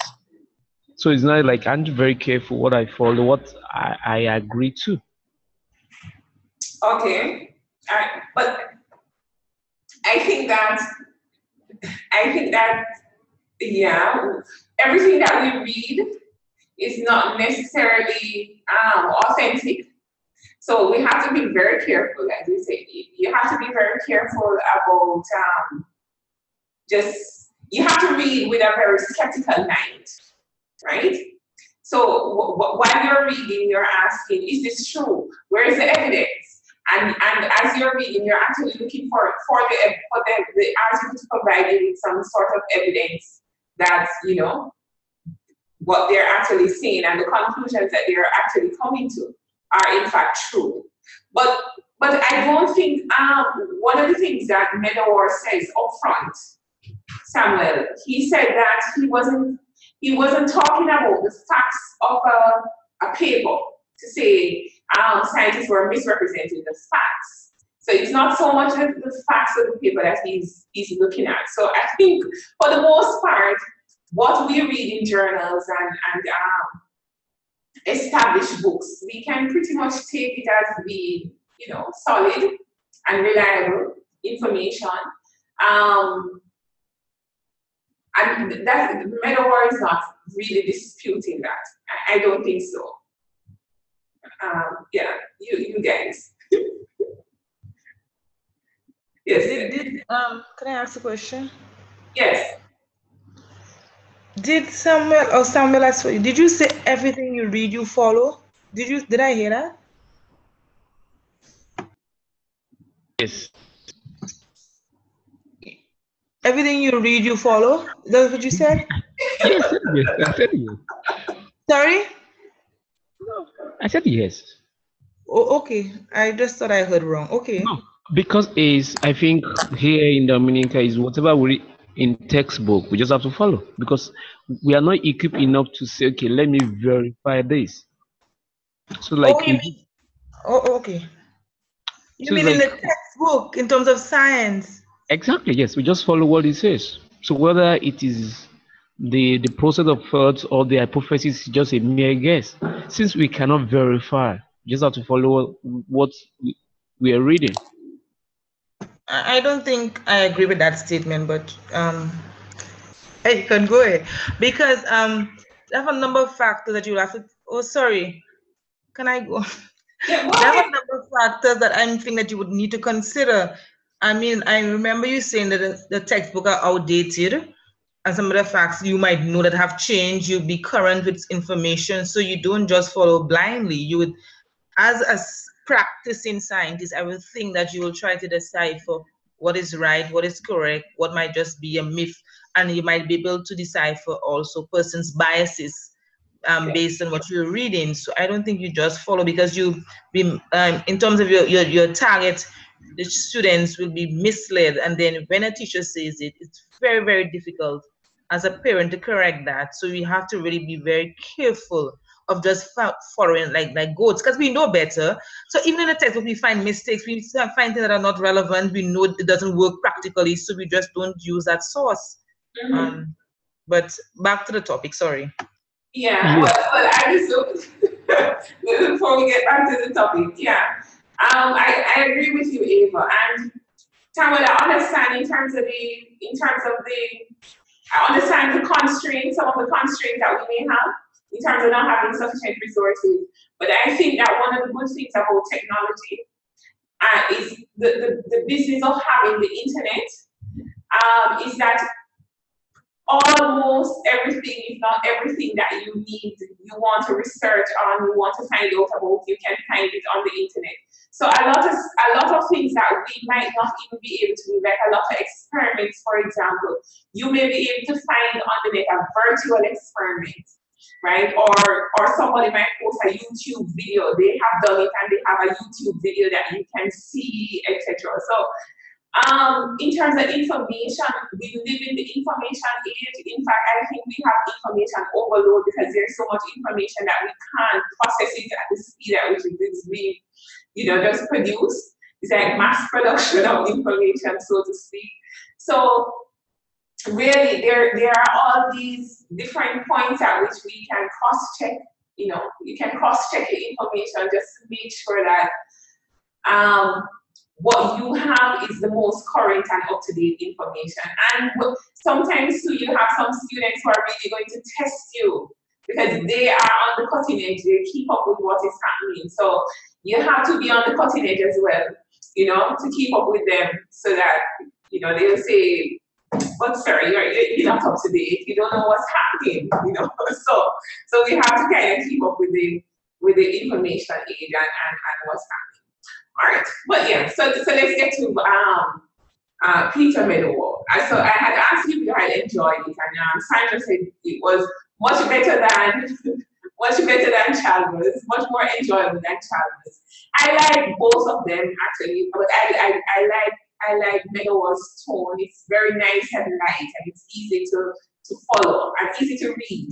You don't have to think too greatly and give yourself a headache or anything like that. So I liked it. But all right, so I just need somebody just to say what's the main point that Meadow is making in this article, as you understand it.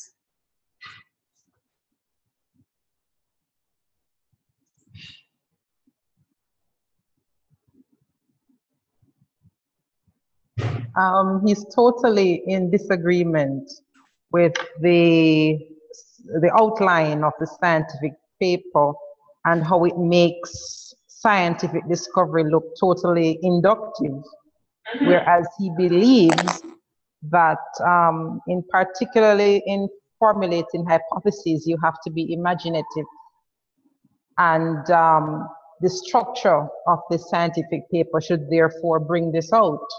And he believes, therefore, that you should start the paper with a discussion first before you present any of your results. Yeah, that's what I got from it.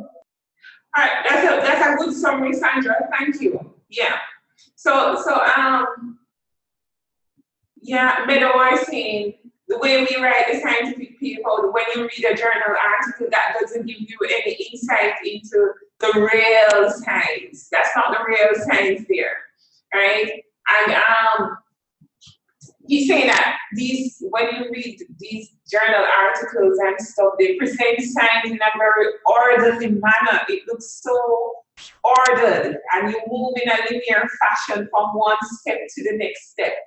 But he's saying, but that is not the truth, right? That's a misrepresentation, which is where his idea of science being a fraud comes in. So he's saying that this way the paper is written really misrepresents science. It gives no insight into what scientists actually go through and what is the process. And then and of course, as Sandra said, and very key to it, he said, essentially what he's saying is that the current format of the scientific paper really presents a very inductive view of science. And then he goes on to propose another way. So somebody else, what's the other way that he proposes, the alternative, what he thinks should be well, Sandra kind of started it, so I just need somebody to build on it.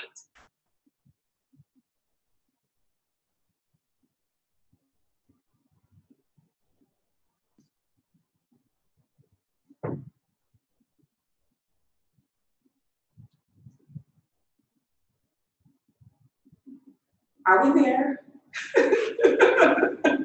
Yes, we're there. I didn't read the paper, but I think Miss Sandra got most of what I've got. Okay, all right.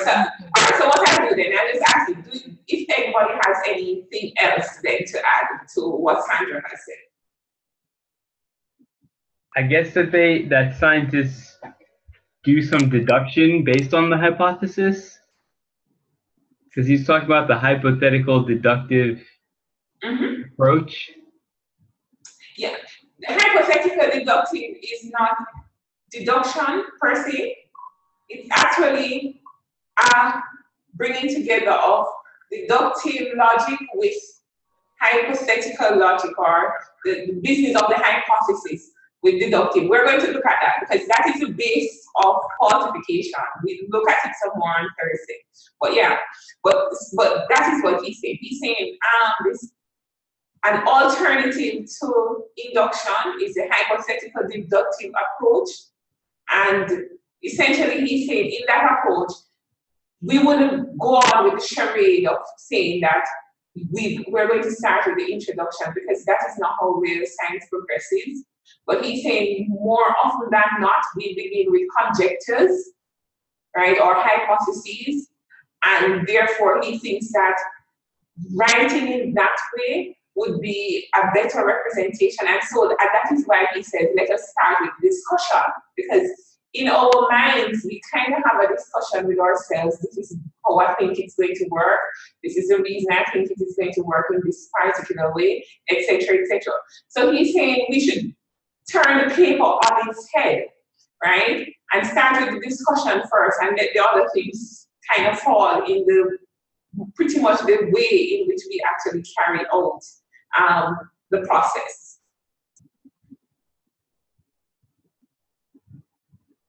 All right, so does anybody have anything else to add that we haven't said as yet, based on the reading?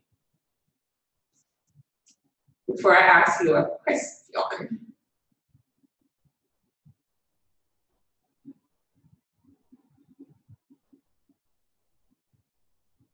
No? I guess I have a question. Yeah. I know you sent us with the myths of science. There's some links there and stuff. I was just wondering if you could give us more examples of real scientific investigations that didn't stick to that method. I'm sorry. Go again. I'm just wondering if you could refer to some concrete examples where scientists carried out an investigation that didn't line up with the orthodox perception. Oh, there are many. the point is, but even if you think about any investigation that you yourself have done, but the reason you wouldn't necessarily know of them is because of exactly what Meadow has pointed to. Because when we write about how we go about doing things, or when we write our results, when we write for a paper, you apply to a journal to publish your paper, and the journal has certain strictures that they put on you. So they tell you this is the format in which you must have your paper. So nobody writes up their paper for the most part, starting with the discussion or the hypotheses, or saying this is where I started from. Everybody pretty much starts with an introduction, and you go that way, you go your introduction, and you go your method, etc., etc., etc. So that is the reason why, Jason, when you ask for a concrete example like that, you won't find those examples pretty much in the literature, because people do not write in that hypothetical deductive way and put it in the literature. But I'm getting ahead of some of the stuff that we're going to do on Thursday now, since you have asked this question. But when you consider, for example, what we do in science, when we do planning and designing, or when you have inquiry type experiments, inquiry type experiments and planning and designing experiments actually follow this hypothetical deductive format. Because what we do is we start off with a problem, you give the students a problem that is within their knowledge base, but outside of what they know, right? And so they have to think about it and come up with a hypothesis, right? And an experiment that they are going to carry out to be able to find out if what they're thinking, the hypothesis that they have come up, whether that is true or not. So that is actually operating in a hypothetical deductive manner, which is different from the inductive, where in the inductive you say, oh, we have to start with the observations, right? So you see, so that's a difference there, all right? But we'll talk some more about that on Thursday when we get into the falsification, because as I said, that's the basis of that. All right, Vanessa, I see your post. All right, and you say you subscribe to a journal. Vanessa is sharing. I think you guys see her message in the chat that she subscribes to a journal that doesn't actually use the scientific method. That's interesting. I would want to read an article from that journal, because most of the ones that I have read tend to be very kind of straitjacketed. So Vanessa, if you can share with us, perhaps in the next class, the title of that journal, just so we can look at it, just to get a feel for something different and what that would be like. But I have a question now. I'm sorry, yes, Abel? I was just thinking, maybe I can be wrong. In terms of science being a discipline, and you want your information to be organized in a particular format, because if I decide to do my discussion first, and then somebody else decides to do the methodology first, and it's all over the place, I'm thinking a way, maybe in terms of having it standardized, and also that the scientific paper is not for the ordinary person, the layman, to read and understand. I would think you have to be of a certain level, you have to be thinking logically, you have to be of a certain mind to actually understand the information, and probably have a base of science and whatever else. So I'm thinking that maybe that's the reason why they would actually want to have a format, because the persons already would actually know per se what goes into an experiment or whatever is they're discussing. They will know the processes of what goes first, second, third. You have to conceive an idea and then actually probably know what the outcome might be, and then you want to prove the results. Especially if you're just repeating an experiment, you're doing something that somebody has already done before. You might want to go that way. So it's every time you have something to do or something to publish, it's in a format, it's standardized, and then you will know. But I think if we would know what will go into it as scientists, we will know what we have to do, what ideas will come up first and whatever. So I'm just thinking that might be a reason for that, because it's not for everybody. Yeah, well, as is, the inductive format is to have a standardized format. There's a couple of things before I forget all that you said. So, oops, slipping. All right, but I'll probably remember that as well. But one of the things that one of the points that you made is that the journals, for the most part, are not really for the common person. And to some extent, and that is true, but one of the things that science has been accused of is exactly that. Because if scientific knowledge is always written in a way that is sort of what we could very loosely call high flow, right? Then the ordinary person may never acquire certain bits of scientific information that they may need for scientific literacy, right? So, and then you have different categories of journals, right? So if it's a chemistry journal, for example, yeah, people who don't do chemistry, they're not going to be able to understand it. So that's one point. The second point I want to make very quickly before I lose it is that many times we use journals like perhaps like at the university level or at the teachers college, etc. You may use a journal article to, for example, illustrate to your students how to write up a scientific report. And so students are exposed to journal articles. And in that sense, you want them to get an appreciation of what the science is like as well, right? So in exposing them, perhaps what we need to do, we can still keep the format, but in exposing them to these articles, we also need to explain that this is not really the way science happens, because there are many persons who believe that science is, and I'm going to give you, there's something else you're going to read that will kind of bring this out. There are persons who believe that science is an orderly, thing, and they have a rude awakening when they realize that that's not really how it is.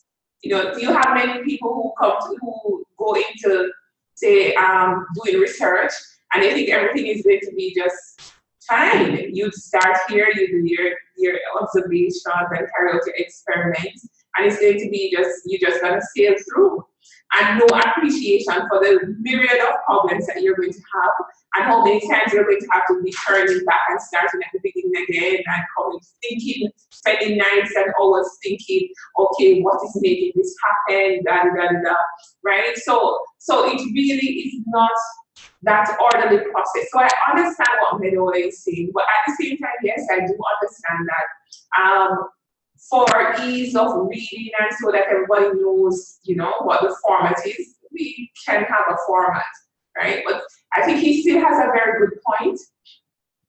In fact, I think he has a very solid point. But I think he just puts it out there to stimulate thought and to get people to begin to think, listen, how we are presenting the science is not necessarily, how the science really is.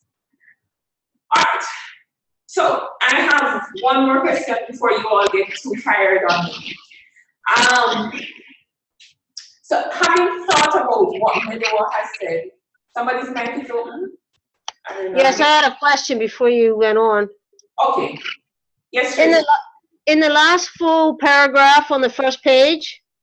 Mm-hmm. Oh, I don't have it, but go ahead. I was just struggling to understand it. It sounded like the discovery and the proof are the same thing. So does that mean you make a discovery and then you make a hypothesis so that you can prove your discovery?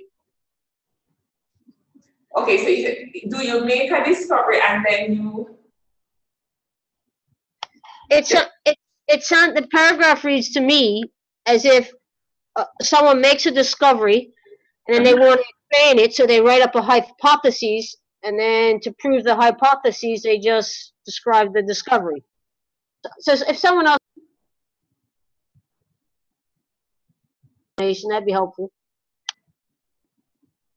Your mic is off. You're finished? Yep. Okay. The discovery and the proof are not necessarily the same thing, right? And well, I don't have the article in front of me just now, or it says it's hard for me to pinpoint exactly what part you're saying. But I'll take a look at it.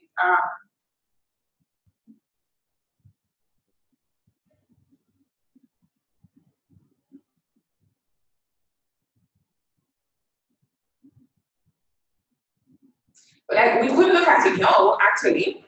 So let's just go back to it. You said the last two paragraphs?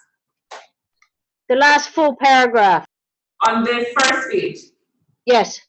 All right, let's all look at it.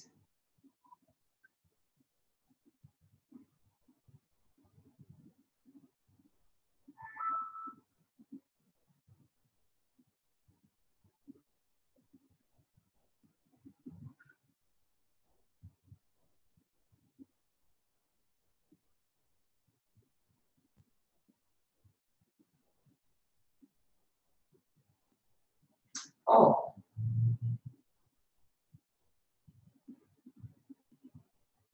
Well, when he talks about the discovery, he says the discovery or the formulation of the scientific ideal. So that he's talking about the generation of the hypothesis.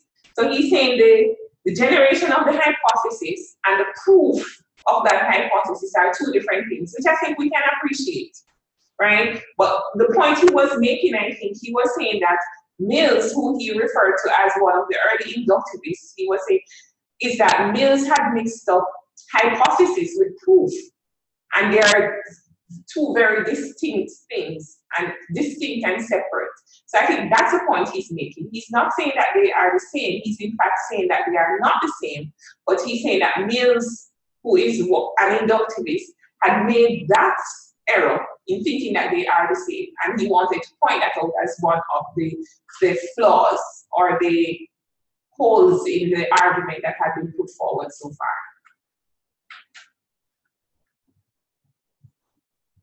Is that all right, Tracy? Yeah, thank you. Okay, all right. But we can look at it some more. All right, we can look at it some more. All right, we still have some time on our hands. I don't want to give you a big activity to do, which was the next thing I wanted to do. All right, to give you another big reading. So what I will do, for Thursday, I want you to read a current article, which is in your folder.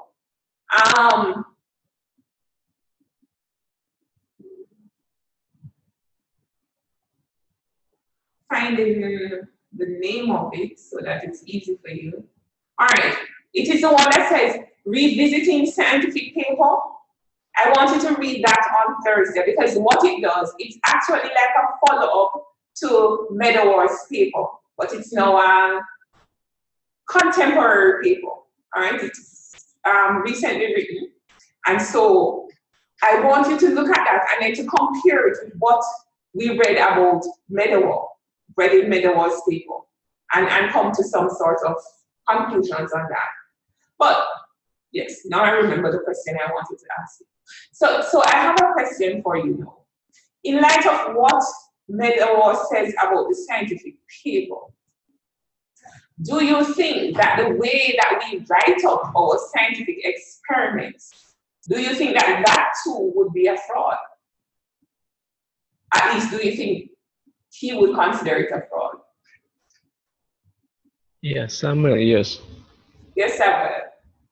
Yeah, because of what I read about the hypothesis, now some of the hypotheses arise from just inspiration, and there is no logic about it at all. So that means, and if the hypothesis is just mere inspiration, then the outcome may be affected. So that's my thinking about that. All right, Samuel. All right, you say if the hypothesis is mere inspiration, then the outcome could be affected. Could you elaborate on that? When you say the outcome could be affected, what do you mean? Yeah, I mean, there's no basis or logic about what the hypothesis is all about. There is logic in the hypothesis. I don't think we can say that there is no logic in the hypothesis. That was written in the paper. That there is no logic in the hypothesis? Mm-hmm. And that was a general statement for all times? Because I don't recall it. Okay, because I wrote it down. I saw hypotheses arise by guesswork, that is inspiration, subject matters of psychology, and certainly not logic. Okay, but that's not always the case. Okay. That's not always the case. But I think the inspiration and everything else, I don't have any problem with. But because it starts, if he's talking about mathematical logic, right, deductive logic, I think that may be it, because what he's making a distinction. He's talking about these different forms of knowledge. He's talking about induction, deduction, hypothetical, deductive. So hypotheses are not arrived at by deductive logic. So the logic he's saying is not that it's not logical. All right, right. Okay. Yeah. So we really have to keep our hats on in terms of where the words are going, right? The context, right? So I get it now, right? So the question I asked, which you responded to, is about even when we give students their labs to write up, their experiments that they carry out in class, we have a format that we ask the students to report in. And very often, marks are even awarded for students writing in the correct format, and when they do not write in the correct format, they may lose marks. There are some teachers who penalize them very heavily. For example, if a student does not put let's say they don't put the aim first, right? Or even mix up the method and the apparatus, then we might say, all right, I'm going to subtract a mark from that, right? But in light of what we have read and what we have discussed, we see too that even that format, which is inductive, may also be presenting the science as in a sort of fraudulent way. And I'm not advocating by any means that we have the students just write it however they feel like. But I think as we ask students to do their reporting, we have to sensitize them. We need to sensitize them and let them understand that this is not necessarily the way, because they would know this is not necessarily the way, scientists go about working, but we have this standardized way that we make our reports. I think even very small children can begin to understand that, because in doing that, we begin to help them to understand aspects of the nature of science, which is one of the things that we really want to kind of hammer home and get them to have a fuller understanding of. Right? So we don't want them to go away with a skewed view of science. We want them to get the correct perception of scientific knowledge. All right? All right. So at this point, I'm going to take questions because we only have like 10 minutes left. So I don't want to start a new activity.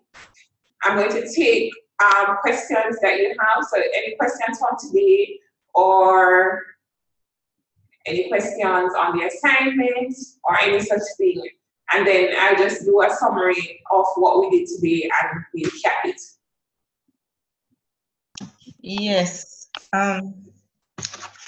You give us a recommended. Hello? I'm hearing you, Ava. Oh, sorry.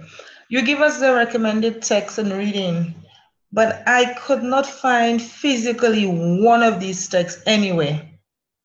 All right, what is it that? I tried to, yes, it was frustrating. I know it's funny now, but it was very frustrating. All right, I'm sorry. We shouldn't laugh about it. I didn't meet it anywhere, but I mean, I myself find it funny now. But I went to the library, we checked ebooks, and we have a little small portion. I don't think they have 5 science books in the library. So I'm trying, because Chalmers is 1974, and the book, I guess they don't have any of the reading. No, I sent you the Chalmers, so you already have that. Yes, but right. It's 144 pages. So I'm just trying to save some ink because of the economic situation, you know, not to print, because I'd have to have, I'm just kind of looking. Sorry? No, I'm saying you need a hard copy. I would love to. You'll send one for me?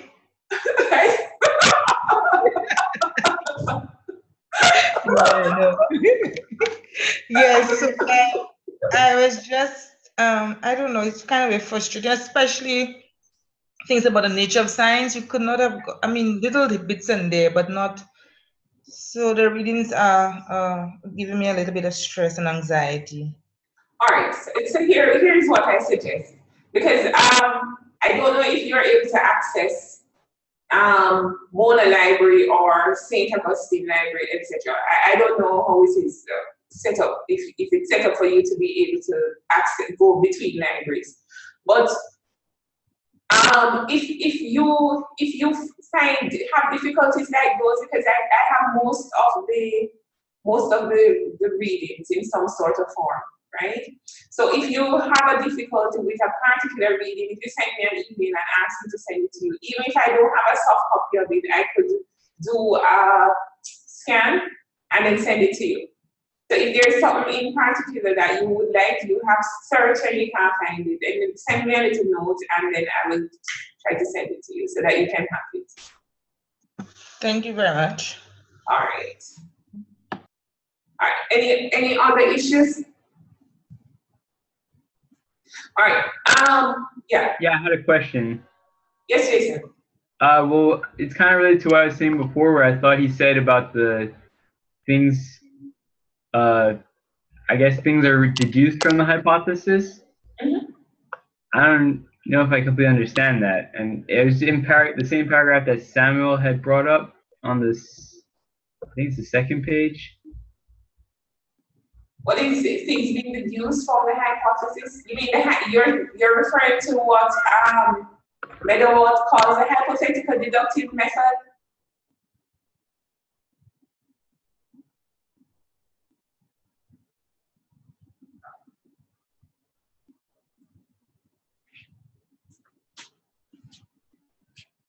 On the second page, I think the second paragraph in the middle column. Hold on.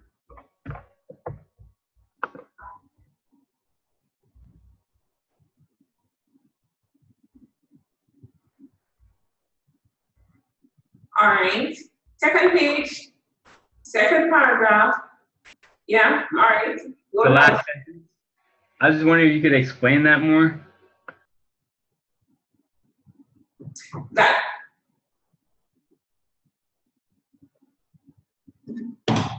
So he's saying, well, what he said is that hypotheses are not deduced. But that's true. Hypothesis, because by deduce, he's talking about logical deduction. So a hypothesis could not be something that you would arrive at by logical deduction, because a hypothesis is something that is uncertain.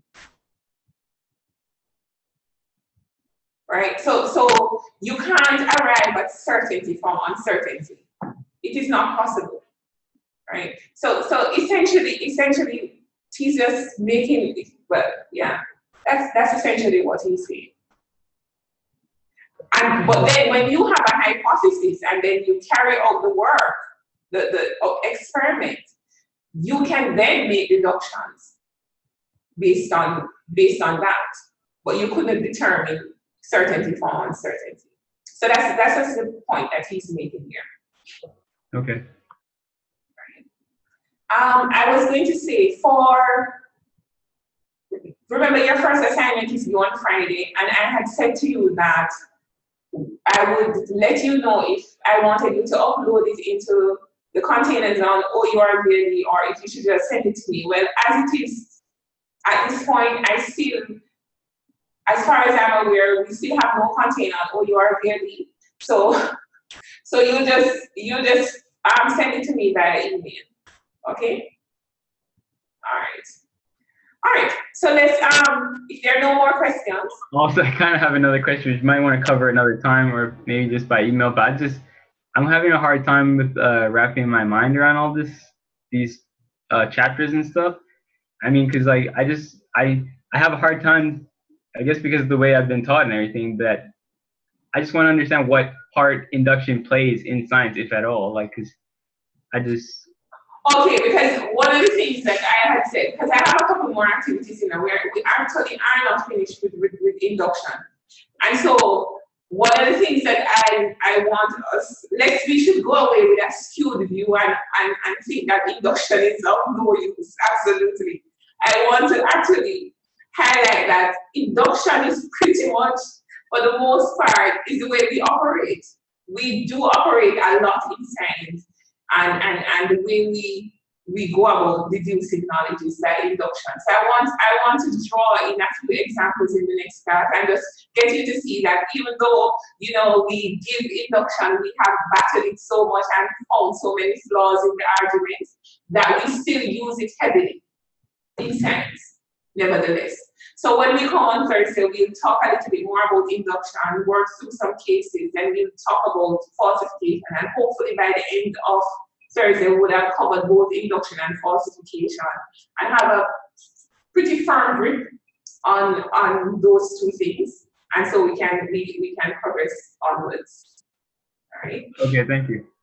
Okay, and please remember, I have given you the follow-up paper to read. On Meadows' paper is the scientific paper of fraud, so I've asked you to read Revisiting the Scientific Paper. But please remember that in addition to that, you have the chapter 5, which is great. Chapter 5 is on falsification. Admittedly, as you guys say, it's a philosopher writing, so the writing is a little bit more technical. But there are not very many of these chapters that you have to read, so just push through it and let us be ready for Thursday. All right. So just quickly recapping what we have covered today. We're pretty much got an understanding of what it is that we mean when we talk about induction in terms of progressing from a set of specific statements to a general conclusion.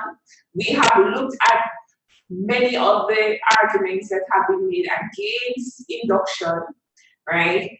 And we have explored Meadows' article, and we intend to, going forward, we want to look at, so is induction useful at all right? So we will do that on Thursday. So if there are no other issues that we have to attend to, that's us for today. Okay, thank you. Good afternoon. Good afternoon, everybody. See you on Thursday. Okay, bye. Yeah, good afternoon. Thanks. Bye. Have a good one.